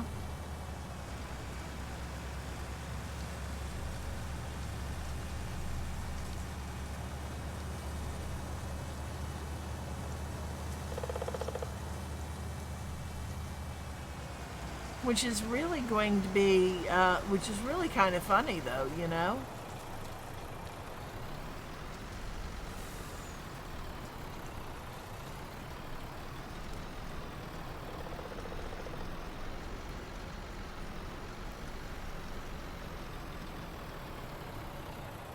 Oh wow, I am way off.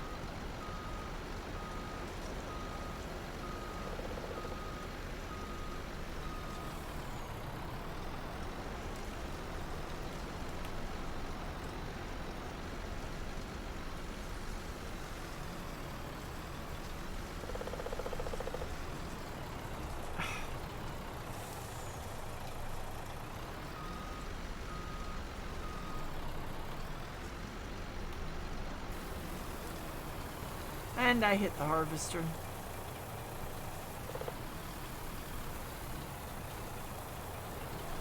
There we go.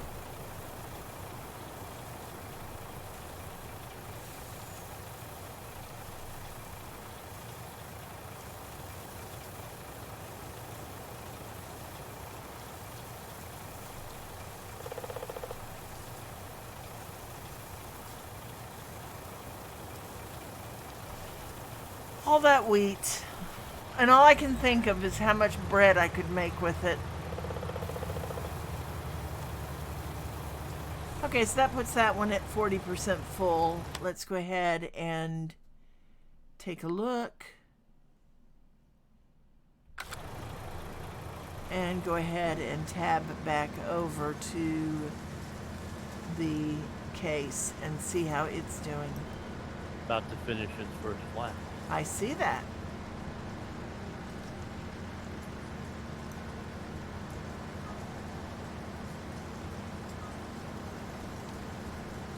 Wonderful. It's also 91% full. So, yeah, I've actually parked the truck in a very good spot for this one.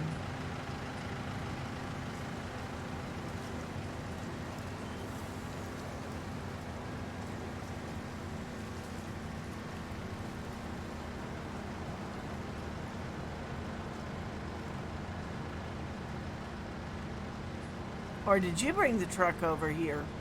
I moved it forward a little bit so that it wouldn't unload until it's full. Oh, okay. No, I thought I had parked it over here, though. That was the Yeah, thing. you had it parked on the field, and as it drove by, it would have piped out and tried to unload. Ah, okay. And kept going by, so I just wanted to do that. Well, it's almost full. It's at 94%.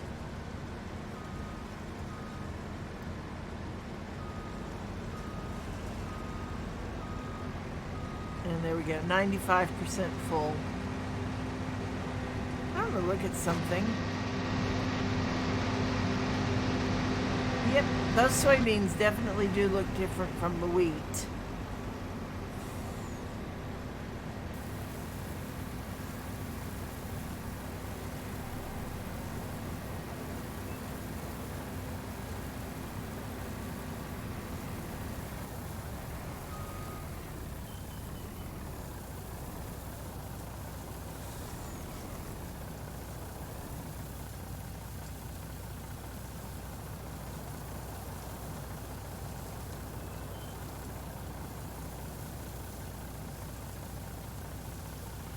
And that is so wild to watch. To watch it go out the auger.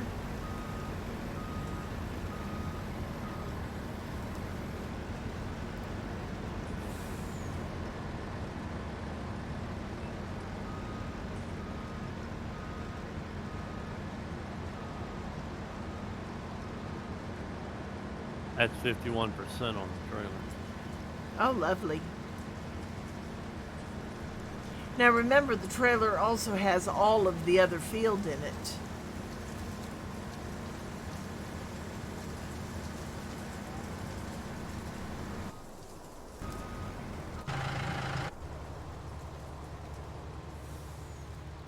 And we have 20% in the New Holland tractor or harvester. Now, why is the New Holland, which are usually blue, why is it yellow? Yes. Ah! There's a New Holland paints them yellow. I don't know why. Oh my gosh, that is hilarious. That was a hilarious answer. That really was.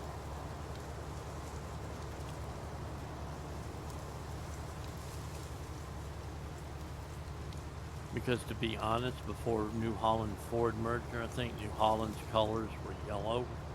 And then when Ford merged, they became blue because Ford. And then Ford went ahead and spun New Holland off. And the tractors stayed blue and the combines are yellow. Okay, well, that kind of makes sense. That's just speculation on my part, though. I don't know. Sure. Yeah, but I mean, it does make sense. That's the thing.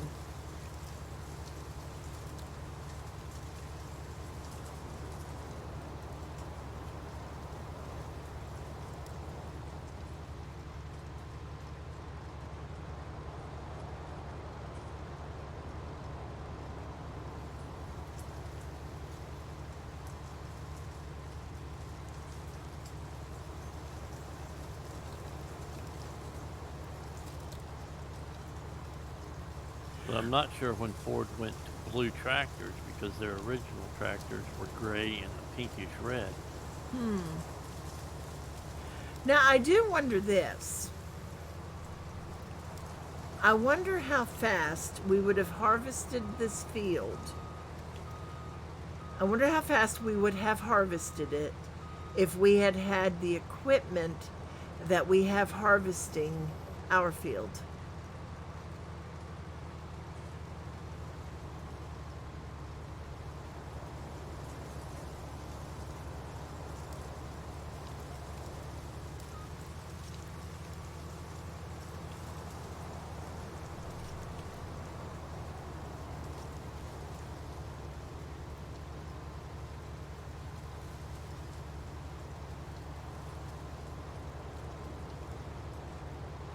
The New Holland header is 1 meter narrower. That's it? Seriously, that's it? 1 meter narrower? Actually, it might not be. It might be the same size. I can't remember if it was that trailered or is it self-trailering? Let me see. Look on the right side. Are there two wheels hanging off the back of the combine on the right? Oh, the header on the right side. Yes. Okay, then it's the same size header. Oh, wow. So it really is just a big field. Yep, it's a 3162 Draper 45 footer, and Wow. which is 13.7. Ours is a 45 foot 3162 Terraflex Draper, which is it's the same head. One's painted yellow, one's painted red.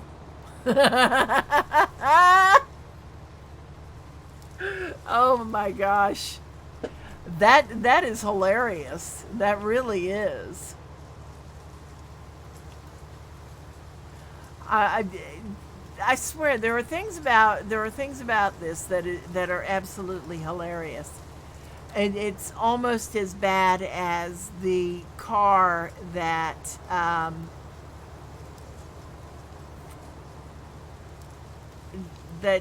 we bought in Belgium, where it The said Omni. it said Dodge on the front, Plymouth. No, it said, what was it? Plymouth on the Dodge on the front, Plymouth on the back, Horizon on the back, and Omni on the inside. That was the funniest thing I had ever seen. Yep. Because the Dodge Omni and the Plymouth Horizon Were the same car, was the same just car, and you had union people who didn't give a crap doing work. hey, that was a good car though. Your sister is calling. Ah, okay. Um, I didn't know my phone was out there. Okay.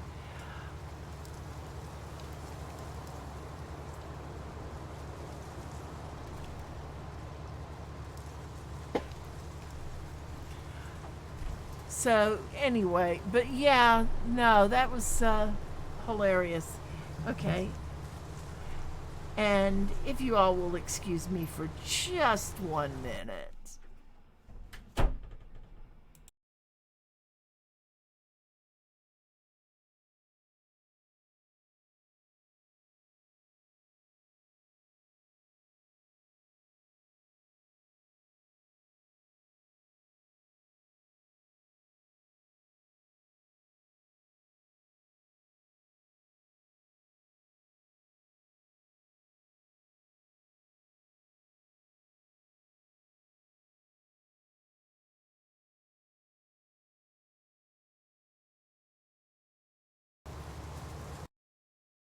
She'll be right with you, folks. She had to take that call. All right, I'm sorry about that. My sister was driving home from Mobile to her house in Little Rock, and I needed to make sure that she got in safely. It's one of the things that we do when we're on long trips. We call each other to let each other know that we've gotten home safe and sound. Um, Years of driving over the road experience. I don't let my family drive without knowing where they are and how they're doing. So, yeah, she has just gotten back to her hometown, which is great. I am just thankful that she is well.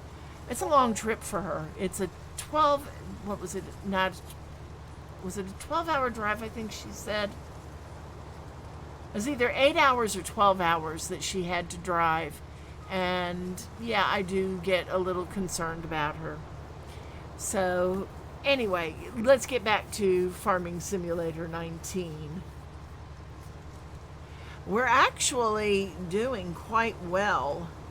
This field is going very nicely. We'll take a look at our own field in just a moment. It is going, it seems to be going well too. Let's take a look at them in the map itself. Yeah, we're on our second pass. We haven't even finished our second pass. About, halfway around it. And this is our field over here. And as you can see, that was our first pass. This is the second. This is the starting point right here. So yeah, we're about halfway around, maybe a little more than halfway. This field, we are really booking quite well. We've about finished the dog leg of it and are getting into the main body fully, which will be great. That should make things go a lot faster on it. 74% of the way done. Not bad. Not bad at all. So it's 101 acres. That means we've got 25 acres left, 26 acres left to go. Not bad. All right, so if we take a look at course play, It tells us we've got an hour and 36 minutes left on our field.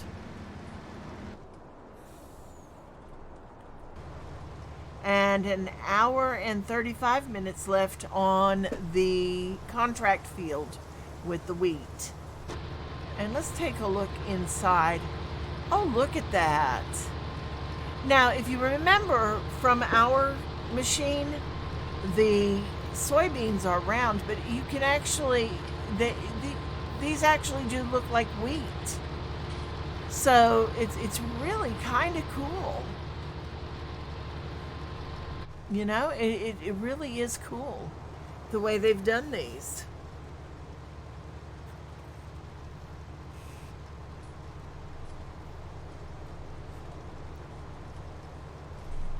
Not bad at all.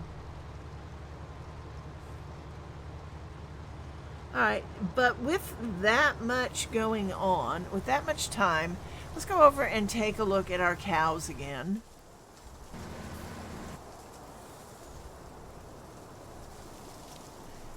And here we are. I wanted to go over and look. We did add the 50 new cows.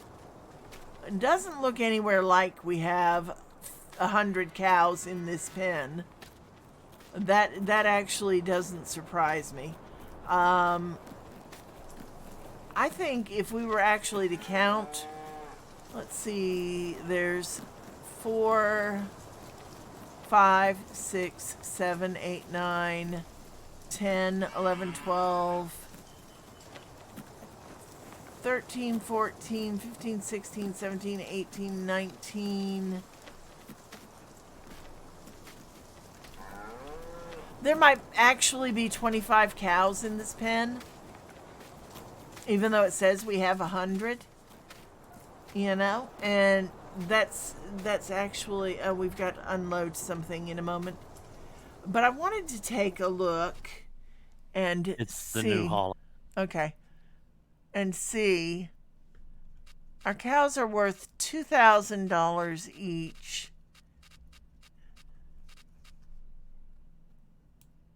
If we were to sell them.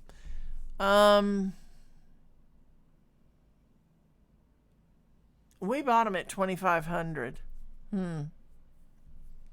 That's kind of, now seven of them are actual cows that we had bred, basically. So, yeah.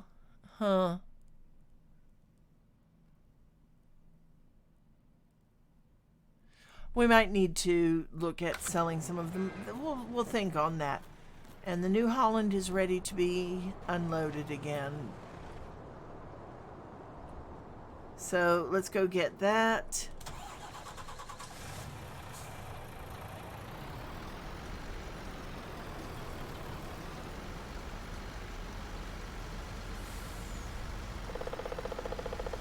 And look at all that lovely wheat straw.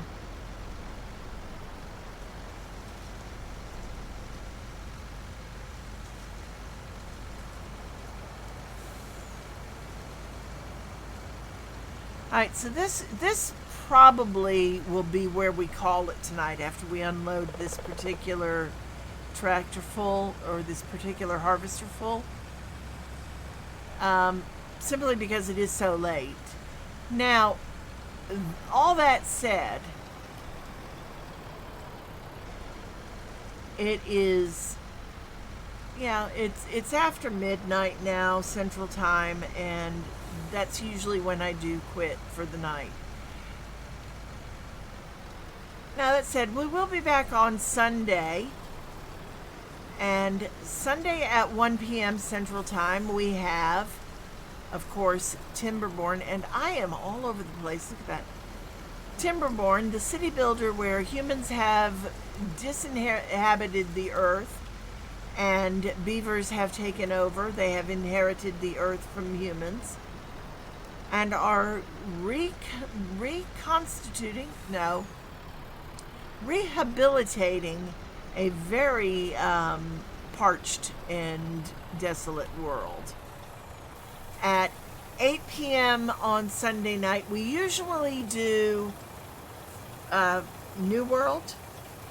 But this week we will actually change and do Farming Simulator 22. So that will be Sunday night at 8 p.m. On Monday we will be playing No Man's Sky at 8 p.m. Central Time. Tuesday is Factory Town at 1 p.m. A beautiful little game. It's a wonderful game for production lines. And at 8 o'clock on Tuesday night, it's Valheim. Next Thursday at 1 o'clock, it will be Surviving Mars. Wonderful colony builder. And then Thursday night, we will put Farming Simulator 22 at its regular slot and time. So I hope you have enjoyed yourself. If you are not a follower of the channel and you have enjoyed yourself, please consider following. If you are a follower, please tell your friends, get them to come and watch. And as for me, I'm Lady Tarragon, and I hope to see you again soon. Have a great night, and we'll see you later. Bye for now.